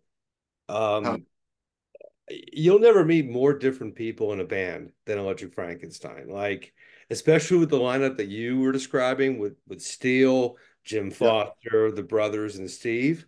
Yep. Yep. Talk about like a culture clash, but it works, like the music Yeah. works. But the Yeah. conversations in that band between Sal and Steve, wow, Yeah. wow. Yep. Yeah, it's pretty wild. It was pretty wild. We played some great shows together. We absolutely played some just that was the era of there's just wall to wall people. Like you can't breathe. You got to try and jump up in the air to catch a clean breath. Like those were there's a one place we played multiple times is Bernie's. It's not there anymore. Bernie's Bagels and Distillery in Columbus, Ohio. And it's like this basement, like off just barely off campus little place. It's like a deli, and they got sandwiches and beer and whatnot. But like one pool table, tiny stage. The stage is like 3 inches tall, and you're hitting your head on the pipes because it's a basement. And that place should maybe hold like 48 people via fire code, but we played there with Electric Frankenstein, Marky Ramone, the Donnas, the Undead, like Nashville Pussy, like you name it, and we would have easily 400 people in that place, and like there was just nowhere for them to be. Like they were dying in there, and it was the best. Like that was the best in the world. I miss that place. I miss those kind of shows. I watch hardcore bands now because the hardcore scene is happening again. Like it's a little different, but like they love the 80s, and there is like a really killer hardcore scene. Kids are stage diving, kids are moshing. Uh, it's cool. And I like watch that scene and go like I hope that spills back over into the rock and roll because the rock and roll scene is so like I got to be able to hold my PBR and my cigarette or whatever. Like I can't be seen getting into this. I gotta cross my hands and stare at the band and whatever. And it's like, fuck out of here. Shake your butt or hit somebody. Let's go. Yes, absolutely. So, you've mentioned a couple of times you're in a band with your daughter Yeah. now, and uh, that's a new one for me. I can't think of anyone I know who is in a band with one of their children. And the music you're playing. So obviously, you kind of reconcile that scary dad dilemma you had back in the day to the point where you're, doing the creepy crawlers together. Yeah. I never was able to fully shake it. There was always like dark stuff around. I was always listening to cool stuff. Like she grew up with me listening to less punk rock and metal and more of like the proto stuff. Like I still listen to the Stooges, I still listen to the Faces, like the stuff that our punk rock came out of. Like I was still listening to that the whole time. So that's like her favorite bands that are her starting point are like those Stones, New York Dolls, Stooges, all of that stuff. So she's steeped in the rock and roll. But like as a little kid, like I allowed her to just find the pop stuff, find the middle of the road, regular stuff all of her friends liked. I didn't want her to be like too weird and outside. But when she was in the third grade, we decided to start homes. She was in public school, and we decided that we were going to switch to homeschooling. I have the kind of schedule where I'm in charge and I don't have to be at a job until later in the day. And her mom has always just been, her job is being my wife. She's never had a job really since we've been together. So we have all of this time. I felt like we were unloading our kid on other people and trusting that they were going to take care of her. And I was like, I don't think they're going to take care of her. And when we would talk to teachers and hear about other kids' problems, we were like, private school, like that's expensive, that's weird. So we shifted. We put her in a Montessori school, which was like a private school, and they were a little bit more open ended. And she had fun there, but she was showing up with like, a Hell City tattoo convention shirt on, telling stories about how she stapled money to a lady over the weekend. And they were like, "What is going on in your house?" And I'm like, "Well, we worked a tattoo convention. There was a sideshow, and the way that the lady in the sideshow makes money is she gives you a staple gun and allows you to staple tips to her body." And they were like, "She can't do that." I'm like, "She did. She stapled a 20 to a lady's butt, and she's fine." And so that kind of stuff made us go like, maybe, we're intelligent people. Let's look into how we can do this. So we started with like online schools, and then my wife, you know, is amazing, and she goes and like builds a curriculum based on all this stuff that she gets online and through other places. So we've homeschooled two daughters. My youngest daughter has never been to normal school. She's only homeschooled, and they're not weird. They're totally outgoing. They're very, we had them in 4-H. We had them in all kinds of different things. But anyway, when PJ was a teenager, young teen, like 12, 13, she found the emo, and she found the My Chemical Romance and all of this stuff. And I started going like, oh, yeah, I played with a lot of those bands. Like that's an adjacent scene. Like I'm a horror punk. That kind of emo is very adjacent. They're still into the Misfits. It still starts with the Misfits. There's just some other additives thrown in. And so I started showing her these things, and she, from early childhood, she wanted to play music. She started with the drums. She moved to ukulele and then bass. I wanted her to play the banjo. My family was in bluegrass music before I was born, and I thought that would be cool if my grandpa's music like lived through her. But she didn't like the bluegrass. She wanted to play rock and roll and stuff. So she started learning to play, and like I didn't teach her. She would just come in, and it was like normal, like Adele. She'd come in like, "Look, Dad, I learned this Adele song on bass." She's playing like "Rolling in the Deep" on bass. I'm like, wow, that's fantastic. And so, but I had two younger brothers that I really pushed into bands. Like I had in the Fistful series, there's a band called Sedation Generation. I don't know if you remember that name, but that's one of my little brother's bands.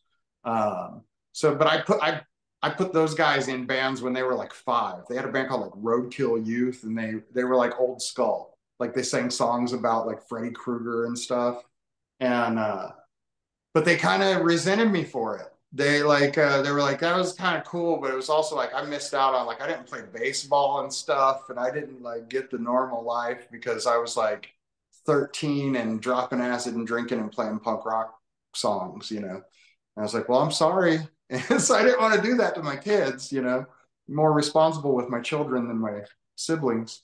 And but she was like, Dad, I want to play music. I want to do all this stuff. So I just, as hands off as I could be, but show her the right things. And then uh, she really just fell in love with our era of stuff. Like she just, from all of those emo band, from the My Chemical Romance and the Used. If you really start looking, you're gonna find cool stuff. Like even if you don't think those bands are cool, like they like cool bands. So she found cool stuff, and we when the Jackalopes reunion thing was going to happen, it was like I can go talk to one of those other dudes that used to play bass for me. that I don't really like anymore. And one of them was my brother. I like him, but he's in San Diego now, so it wouldn't work.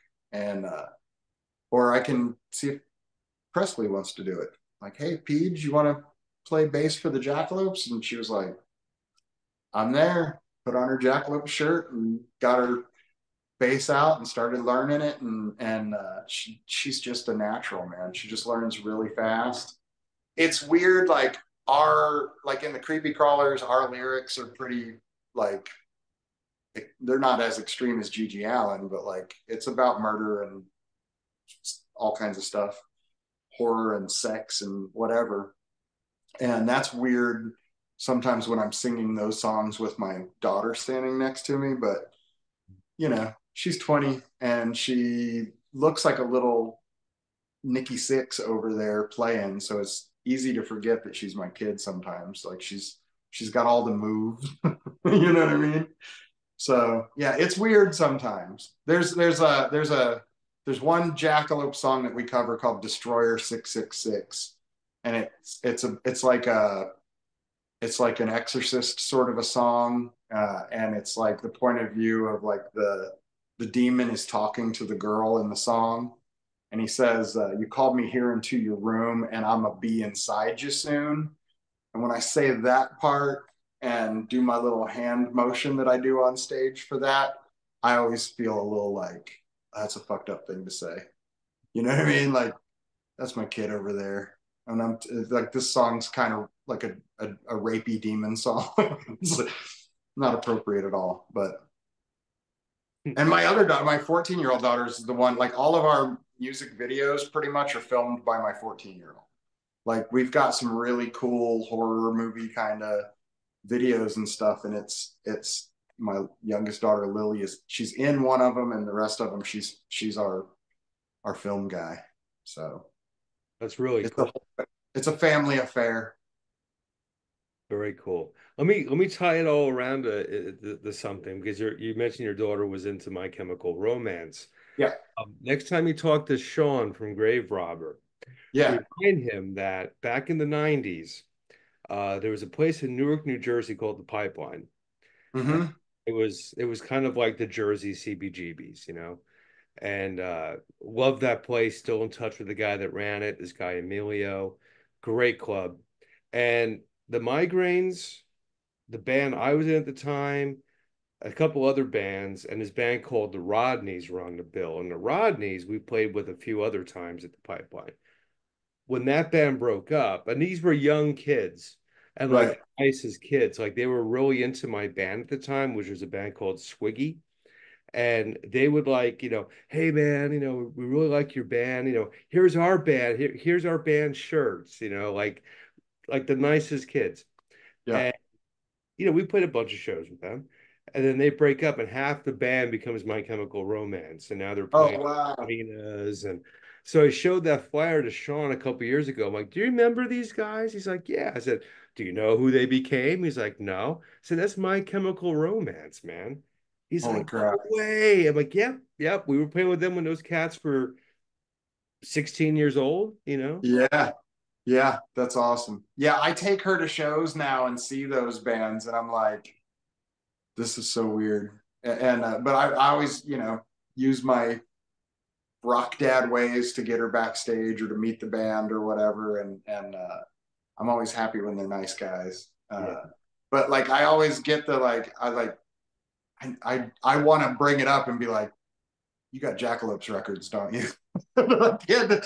Like, please tell my kid how cool I was. The only time I was ever able to pull that out was we went and saw Danzig, and I was able to through Steve. I was like, hey Steve, can my kid come over and meet you guys? He's like, yeah, come on. So he's like, hey, your dad's cool. Thank you so much, dude. But Yes. Steve's always cool with stuff like that. yeah, I mean, I yeah, can't tell you how many people he's called for me, like people I know who are fans. Just like, hey, yeah, Steve Zing, just calling to say hi, hope you're doing well. And people's minds would, you know, yeah. he's that kind of cat for sure. So I, that's really cool. That's really yeah, cool. I met Steve. I was doing a zine years ago, and it was way before the Sam Hain reunion stuff. And I interviewed Steve over the phone, and then we kind of kept in touch. And then when Sam Hain got back together for that reunion tour, they had like a video contest, like make a video for Sam Hain. And so the Jackalopes had covered Horror Biz. So, and we had made a video for it. So I just put their version of Horror Biz back over our video and sent that in. And I think Steve had something to do with making sure that I got second place, Hmm. at least in that. Because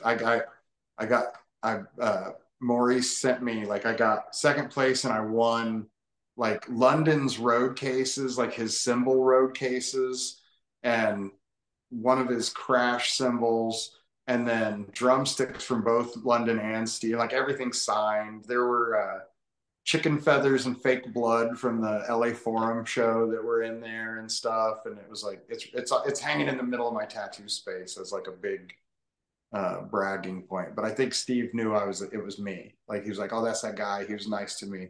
I'll make sure he wins because the video wasn't actually that good. So, or they were all really bad, and that's why we got, you know. Yeah, he's a great guy. He does that annual benefit show in Jersey every Black Friday for animal rescue, and he does it for people who have food shortages in their life and Yeah, kinds of things. I mean, I've known Steve forever, and he's yeah, always been that kind of guy. Like if you ask him, like I need your help, yeah. you never have to ask twice with Steve Zing. That's awesome. Yeah, You know, he's a sweetheart. and he's having his great success with Morning Noise these days, and they're playing festivals and Yep, good for him, man.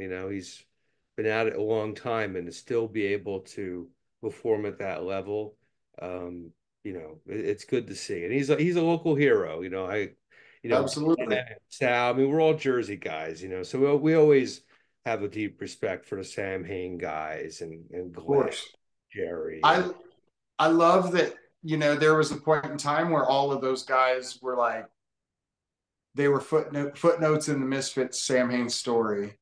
And there wasn't really, it didn't seem like there was any possibility that, in 1998, it didn't seem like there was any possibility that Steve Zing is going to be playing giant festival stages or whatever. Like he's a great guy, he's a rad guy, but this is a guy that's gonna, he might headline some clubs in Jersey or Philly or something, but like he's all of these guys are just local guys that we know because they were attached to that band in some way or another. And then that Sam Hain reunion leading to him being in Danzig, leading to all of this stuff, like none of us could have guessed that this version of the Misfits world would ever exist. Like when you had to, like, I would have to drive to other states to buy like a $30 bootleg 7-inch of something back in the old, like, like it was such an underground thing until Metallica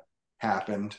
And then it becomes a more above ground thing, but it was still, it didn't seem like it was going to be this level. Like, yeah, there was no possibility that Jerry and Doyle and Glenn were going to stand on a stage together, or that Steve's essentially the extension of his high school band or whatever would be playing these giant festivals with and because of those guys. right. Like it's awesome, it's amazing, and Well, I that's mean, the things that I always, you know, coming up. Like I don't care if anything I'm doing makes it or gets to that place like right now, like because you can be doing rock and roll, original rock and roll, especially if you're doing edgy weird shit, like you're never going to make $1 bazillion or be the big thing or whatever. You're always going to be a footnote. I'm happy to be a footnote, but the idea that in 10 years some young band is going to cover a Jackalope song like Metallica did for the Misfits, yeah. and suddenly we'll have like, like the Crimson Ghost is like third or fourth behind like Kiss, the Rolling Stones, Lips, and like the ACDC logo or something, as far as like being imprinted on lighters and panties and every other damn thing under the sun. Like that's insane to me. But it's awesome, and it gives me hope that like the seeds that we all plant will someday be found, like little uh, time capsules. Like I Well, the hope that my old shit from the '90s cassettes come back, and kids are like, "Hey, this Carcass on the Highway thing was really good." you really never know. You can never tell, and you don't really know who has had an impact on something you've done. I Yeah, mean, we both know countless obscure artists who, years after the fact, somebody discovers them, and yeah, uh, and they spent their time thinking they hadn't hit whatever plateau they wanted to hit, and then now people are like, "Oh, this is amazing," and so that happens a lot. But I remember even in the mid '80s when I was a kid, like in elementary school, before I even heard of the Misfits, I remember older kids making their own Crimson Ghost shirts, making yeah, their own, Misfit shirts, because I mean, that stuff became massive later with the merchandise. But this is pre-Doyle Fan Club. This is yeah, pre Legacy of Brutality. I'm talking, I was like fourth, fifth grade, and like yeah, my older brother's friends were like making, homemade Misfit shirts. yeah. But nobody thought even then. I was down the road from those guys. Nobody thought, it was going to be to the point where Madison Square Garden in New York, they sell that out in 2019. I know. It's insane. It's absolutely insane. I love it. I'm so happy for everybody, and they've been one of my favorite bands since the first moment I laid ears and eyes on them. So it's all deserved. But like, wow, like wow, it's a weird world, So 100%. let's get into your artwork as you run towards the finish line here, because Sure. you've done a ton of artwork for a ton of bands, Yeah. uh, including the Misfits, correct? Yep. Yeah. So tell me about that. Is this primarily poster art, or do you get more into the Uh, merch? yeah, I mean, to get the list of names that big is that's a lot of posters, and some of those are cheats because they were shows that I played. So of course I did the poster. It wasn't that uh, you know Jerry only reached out to me and said do a poster for my band. I played with the Misfits, so I did a Misfits poster. Right. And but I had made good enough friends outside of my area. Like I started making flyers and posters for bands before I was ever even in a proper band, and some of them were, I'd see them in books, punk rock flyers and stuff, and so I would make up band. I had a fake band called Bloated Skunk for a while, and I would make flyers and hang them up places. And so I love doing it. I love the artwork. It just, my head works that way. I can see something and I can draw it, or I can imagine it and draw it, whatever. And I soak stuff in and I can kind of regurgitate it. So like, you want me to draw Frankenstein? I know exactly how to draw Frankenstein. I can draw Charles Manson's face without looking at it. It's all from drawing those Kiss masks or makeup all those years ago. But I made friends with a lot of bands from playing with a lot of bands. And so they would then go like, hey, that was a really cool flyer for that show. Will you do our 7-inch? Will you do our t-shirt?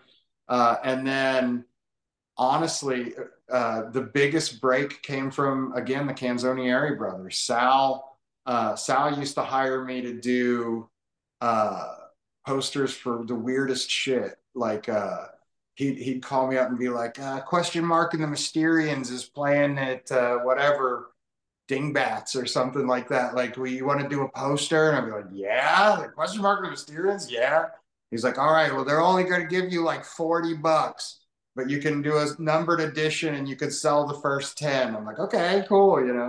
And then he'd call me up and like, I want you to do one for Zeke and Speed Dealer. Or Nashville Pussy wants one. And so like, without being my agent, Sal was kind of my agent on a lot of the LA Guns, Faster Pussycat, Enough's Enough.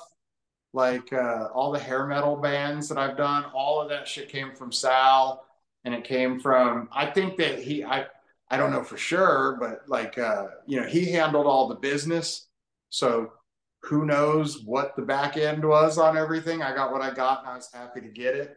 Uh uh I don't know if he was reselling those posters. I know that's a Sal thing to do, to sell some posters and merchandise and stuff. So I hope he was, because he really was helping me out. But yeah, he would just hit me up and get things done for other people. I've done covers for the Fistful series, both of them. I've done my art's on the back of Buzz of a Thousand Volts by Electric Frankenstein. Um, I just got to do a lot of stuff for bands that I knew, and then by doing all of that, then my name, I'm like, for a minute I was like the eighth guy under. There was like, you want Forbes, Kozik, Coop, maybe Coop's up here, you know what I mean? And then I was down here as like one of the guys that kind of does that stuff. And but I was, after Forbes and Kozik and Coop would turn you down, you would call me, and I would do it for, whatever, and mostly try to get my band on one of your shows or whatever, rather than me to get paid. And so yeah, I've done a lot of that, and then just tattooing all these years. If it's not from the band, it's like I tattooed a guy in a band, and he's like, "Oh, will you do this?" So there's like bar band, blues band type bands like that I've done. There's a band called the Steepwater Band. They're like a kind of bluesy rock and roll Black Crowes type band. Uh, Tattooed those guys and ended up doing a whole album cover gatefold thing for them, and then yeah, and then the Buffalo Killers. So Sal was probably my first big break of doing a lot of stuff. And then the Buffalo Killers, when I met those guys, and I was just like, I love your music. If you need a t-shirt design or anything, I'm cool with, like, get me into the show for free, and I'll do a poster, I'll do a t-shirt, whatever you want. And they were like, hell yeah, that's awesome. So I've done, I think, 3 of their album covers and t-shirts, and they've got like socks and different things with my art on them. And but they're one of those bands that's like a leader in their field or whatever. I don't know what the word is for it, but they're a taste maker kind of a band. So when I did stuff for them, then every band that wanted to be them immediately reached out to me. So then I got 20 more album cover deals just from doing that one Buffalo Killers thing. Or I did a poster for Deicide, and I had to do every black metal and thrash metal and death metal band's poster for like the next 2 years. Right. And so, but yeah, I love I love just creating art. Like um, it's a sort of compulsion. I can't sit down and stop working. I'm like, I wake up in the morning and I'm creating. I'm the guy in the band, or I'm the artist or whatever, and I can't stop. And I know that psychologically it's childhood abandonment issues and validation issues and all of that kind of stuff.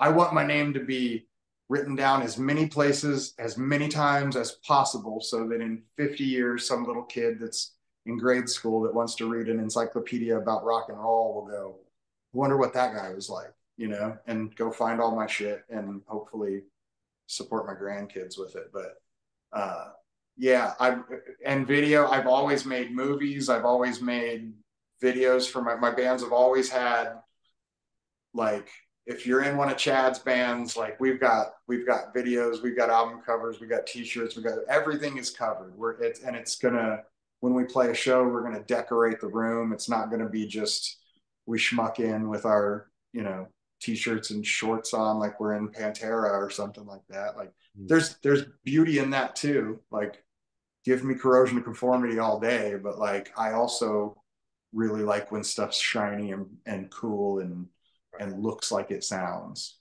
So it's a big crazy boom outside. Somebody's setting off 4th of July fireworks a couple days late. Yeah, I'm But getting the same thing right now too. oh yeah, Yeah. it's that time of year. Yeah, well, hopefully it's I live in a hillbilly neighborhood, so hopefully it's it's not gunshots too. Hopefully it's just fireworks. So Same here. Same not here. quite Yeah. sure what you're getting, when you hear a kaboom this time of year. Yep. You just hope nothing's falling from above. Exactly, exactly. So Yep. we're roughly halfway through the year at this point. What can you tell me as far as what your remaining 2024 looks like, whether with the label or the band or the tattoo shop, what have you? We're just going to keep cranking it out. The tattoo shop, we've recently, I was a appointment only artist for like the last 15 or 20 years. Long waiting list, all of that kind of stuff. And I'm at a place where my waiting list isn't as long anymore because I'm an old guy. But my daughter works alongside of me, the same one that's in the band with me, tattoos right beside me. She's 20 years old, so she's got all kinds of awesome little tattoos going on. So we've opened for like walk-ins, like it's old school tattooing, like you neighborhood style tattooing. You pop in. It's like Mike Perfetto's shop or something. Like we're here, pop in, pick something off the wall, get it done, or I can design something out of my mind for you. But I also do weird. I call it stunt tattooing sometimes, but I stream of consciousness tattooing. It's kind of a psychedelic style where there's no preconceived idea from the wearer or the artist, and so I do things to kind of start work that then I can cloud gaze images from and turn it into something that nobody has seen before.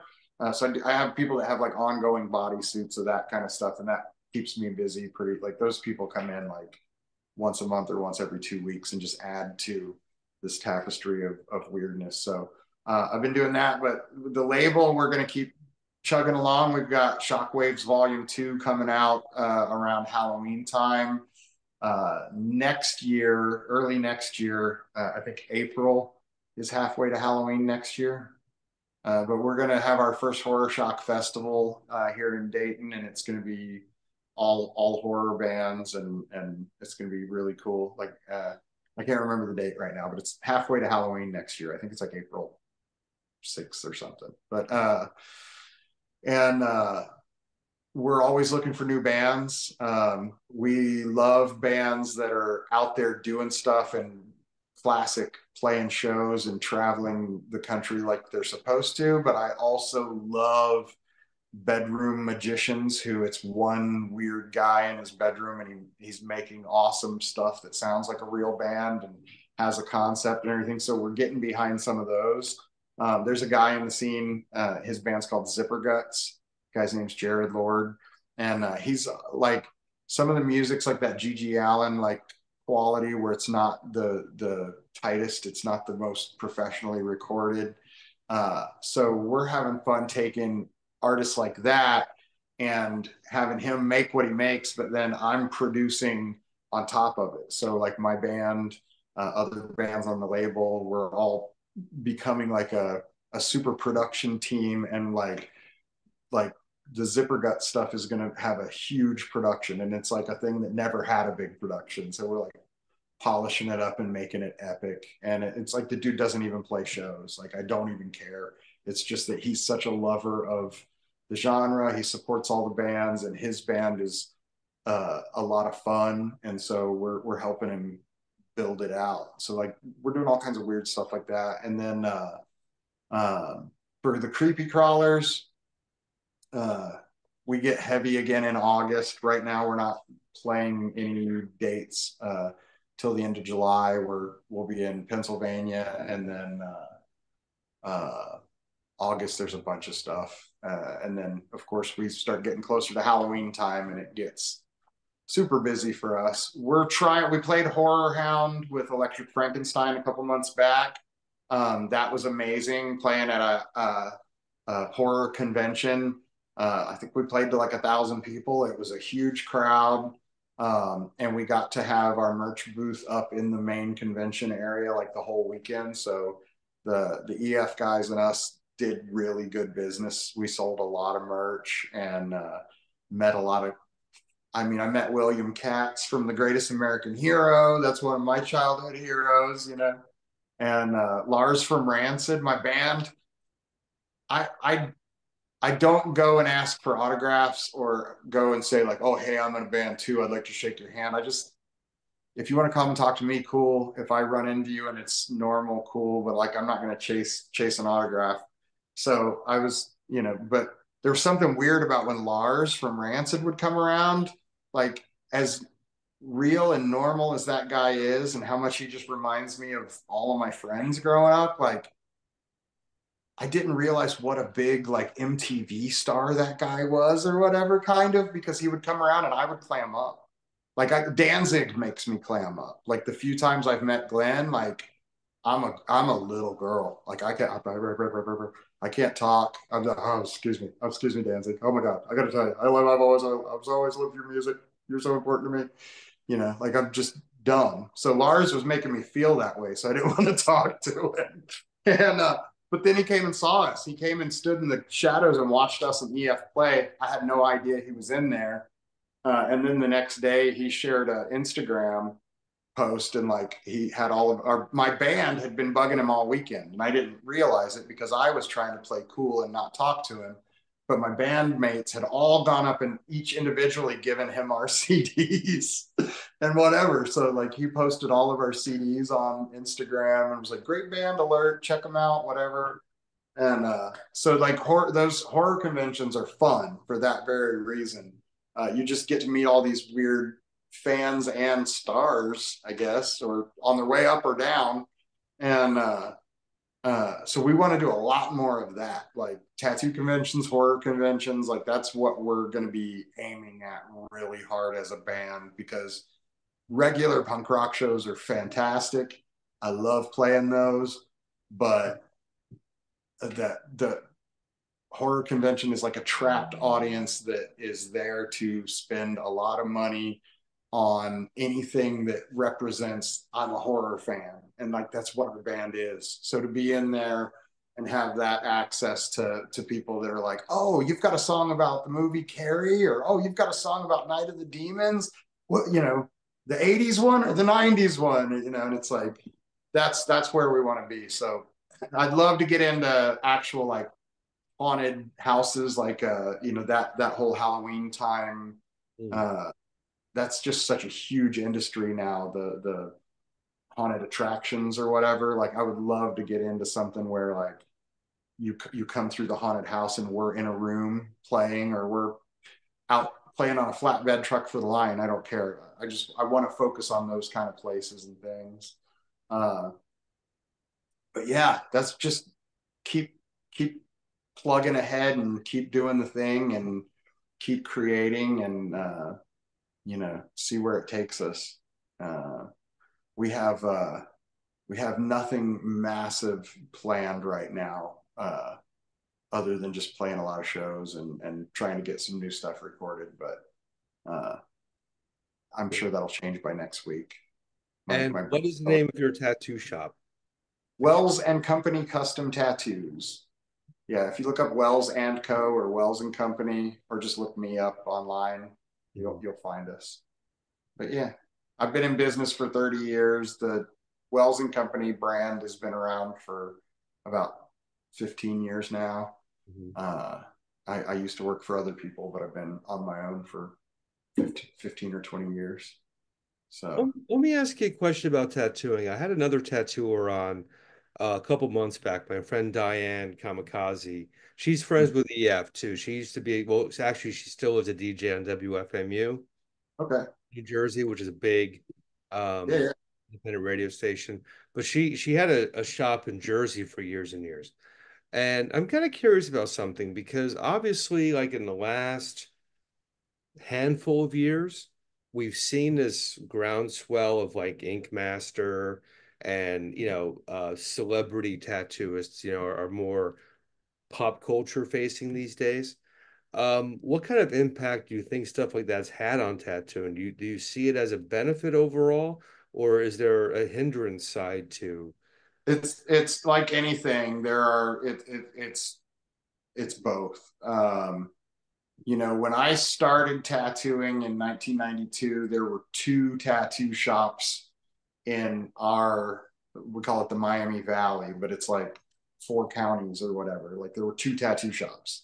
And now in our little county alone, I think there's 270 something shops. Like they are everywhere. Like where I'm sitting in my I'm in the band space, but I'm in my building, my shop, and I can look out the window and I can see two other tattoo shops from here, and there's four other past that are walking distance. Like it's insane. And everyone's kid that can draw a little bit, like a very little bit, now thinks that that's the job that they should have because it's the only art job that they've seen represented in the media.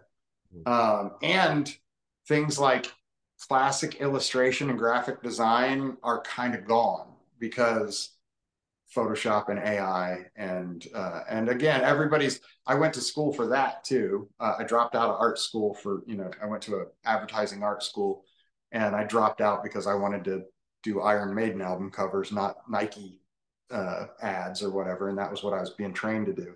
And but uh, that world, it's like everybody's semi-talented cousin that knows how to use the picture editing program gets hired by the business to do the advertising gig now. It's you don't see people with degrees in illustration and art and design doing those jobs as much anymore. If they are, they're weird jobs where they're just like designing postcards for radio station sweepstakes and things like that. It sucks. Like the art world sucks to try to make a living at Oh it. yeah. Like I show up for this and every day, and if you're selling oranges, you show up every day with oranges and you do the work, you'll probably sell the oranges. But if I show up every day with drawings of skulls, I might not sell all the skulls, or try to sell my wares around to whoever. So it's a really weird time. And the tattoo thing, um, and the same thing happened to motorcycle people before it happened to us. Like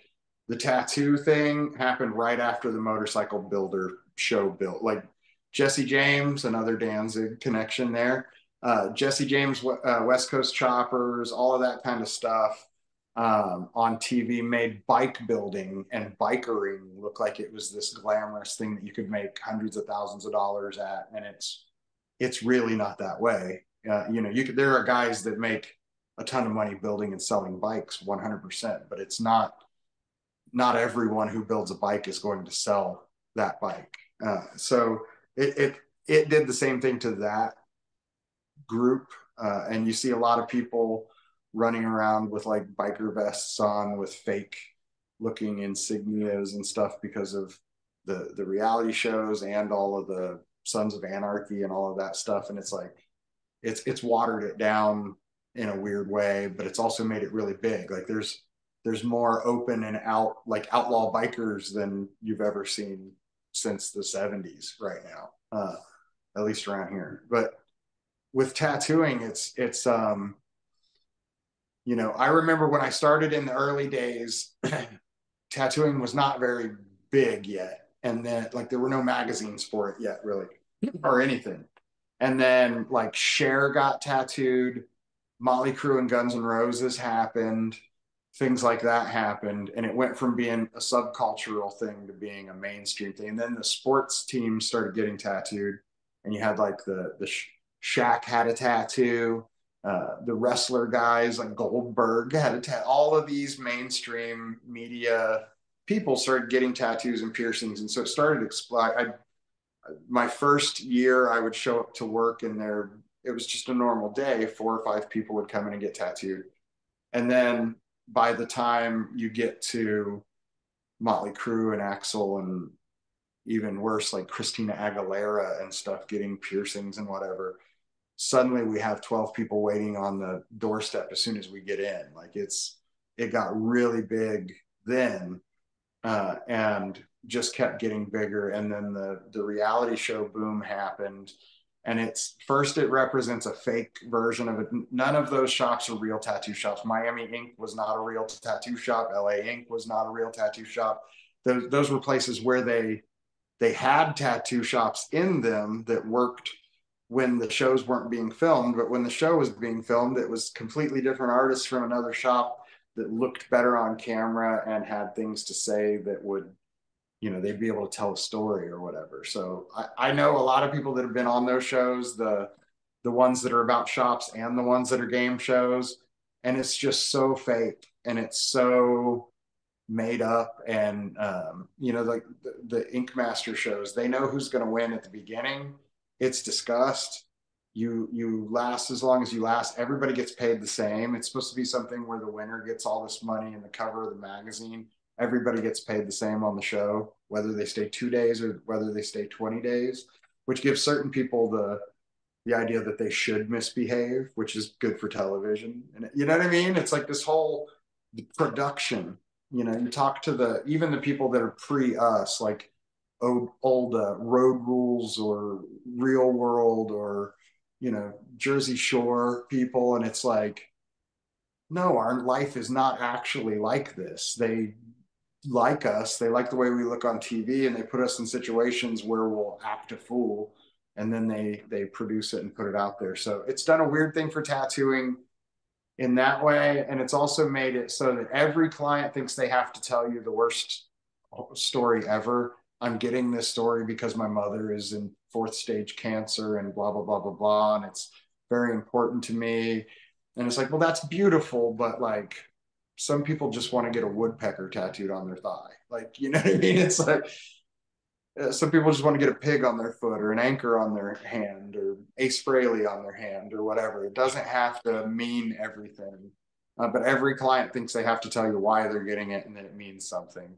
And then like I said, every tattoo artist now, you've got, I sound like such an old man dude right now, but like you've got all these 20 to 25-year-old kids tattooing with very modern equipment. They've never made a needle. They've never soldered anything. They've never done any of the stuff that we all had to do coming up the old way, making it ourselves and all of that.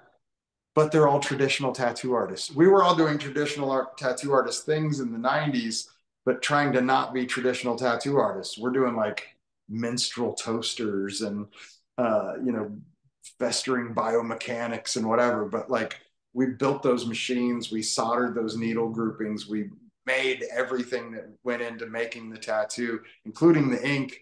You're in a basement with pigment and vodka and like mixing it in a mixer, and you got to mix things in the right order, because if you make the black before the yellow, it'll make the yellow green, because you'll not get the black out of your mixer before, you know what I mean? Like wild stuff like that, but trying to not look like the old timey guys.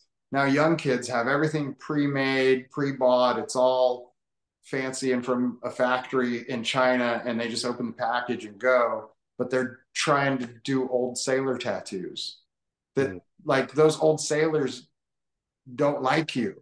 You're like a young, and I love these people too, but like they're a young, queer positive, plant lady tattoo artist who does tattoos that are 1930s tattoos. Like that was, those guys that got those tattoos were racists, like, and like bad guys, and like, you know what I mean? Like they would have beat you up for this. It's a bizarre, but it's because those are easy tattoos. It's because, and they're not really easy. It's that they perceive them to be easy tattoos. That's why everyone's a traditional tattooer now, because it's, well, that looks easy.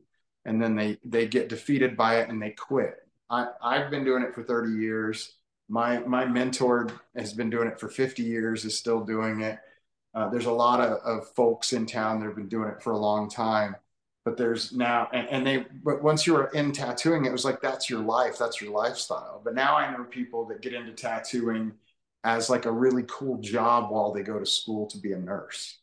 Mm. And then they're going to quit in 5 years. It's like, that's not what this is. This is like, I can't have another job. Like I'm tattooed up and all of this stuff because I'm an outlaw, not because I'm an acceptable guy. And it's really weird. I can, my 20-year-old daughter gets so sick of me sitting and talking about how in my day we had to do it this way. And I know that's all old guy stuff, but it's a way different world now than it was. If I opened up a shop 20 years ago, a block down from another shop, somebody would come and broke my thumbs. 100% guaranteed. Somebody would have come and broken my. I had a friend 15 years ago tried to move into Philly and open a shop. He didn't know he was supposed to ask somebody in that neighborhood if he was allowed to open up a shop, and they let him get that shop finished. He moved into, I can't remember what part of Philly, but he moved into Philly, rented a space, and put up this beautiful tattoo space, flat panel TVs on the walls, all these special kind of cabinets. It looked like a TV set, like just beautiful tattoo shop. And then these guys came in and said, "We see you're moving in and you're opening this tattoo shop. You didn't come talk to any of us about that. Um, so we're going to have to let you know it's going to be this much money for protection because of that." And he's like, "Get the fuck out of my shop. I'm not paying anybody." And they broke his hands, the hands of everybody else that was in there. They broke everything on the walls. Like they turned that shop into dust. And like that's how it was just 15 or 20 years ago. And now it's like we all have to pretend that we love each other, and that because we're all tattooers, we all like each other because you draw too. And it's like, no, fuck you. I don't like you. I don't like anyone, you know. I do, but Yeah. I don't have to just because we do the same thing. But then, it's just, it's generational. I fucking hate saying that. I've growing up, I hated that worse than anything when the boomers would be like, "Oh, it's your generation." I'd be like, "That's stupid. We have different circumstances. You had different circumstances, but we're humans. We wake up and do the same generation, schmineration. That doesn't mean anything." But like now I'm like, yeah, I see it. I'm old enough now to see yep, this generation's a bunch of pussies. You know, yeah, in a lot of ways, yeah, I would agree with that. But Yeah, it's kind of interesting in that when I was growing up in the 80s, and like when I was in grade school in the 80s, I was yeah, talking to a friend the other day, we were talking about how Ozzy Osbourne t-shirts were banned. You couldn't yeah, wear Ozzy shirts, right? yep. Fast forward to the 90s when I'm starting to get my tattoos, I instinctively got designs above the sleeve Oh because yeah, I didn't want to lose job opportunities just in case. yep, Fast forward 20 years, yep. when my kid was in, even when he was in elementary school, we'd go to the parent teacher conferences, and the English teacher had purple hair, a nose Yeah, ring, tats. yeah, Because like our generation is now kind of in control. Like we're the ones who own property, we're the ones who are paying taxes, you know. yeah, So in a lot of ways, it's kind of mind-boggling when you think of 35 years worth of progress. But at the same time, I can see there's a risk in that because you can have too much progress to the point where it becomes less attractive. Part of the right. attractiveness was the fact that it wasn't so easily achieved, Yeah. you know. Yeah, absolutely. Absolutely. You had to travel. Like I mean, that's why one of the reasons why the Electric Frankenstein guys were driving all the way to Dayton, Ohio to get tattooed and play a couple of shows with us because they were getting tattooed and I was good.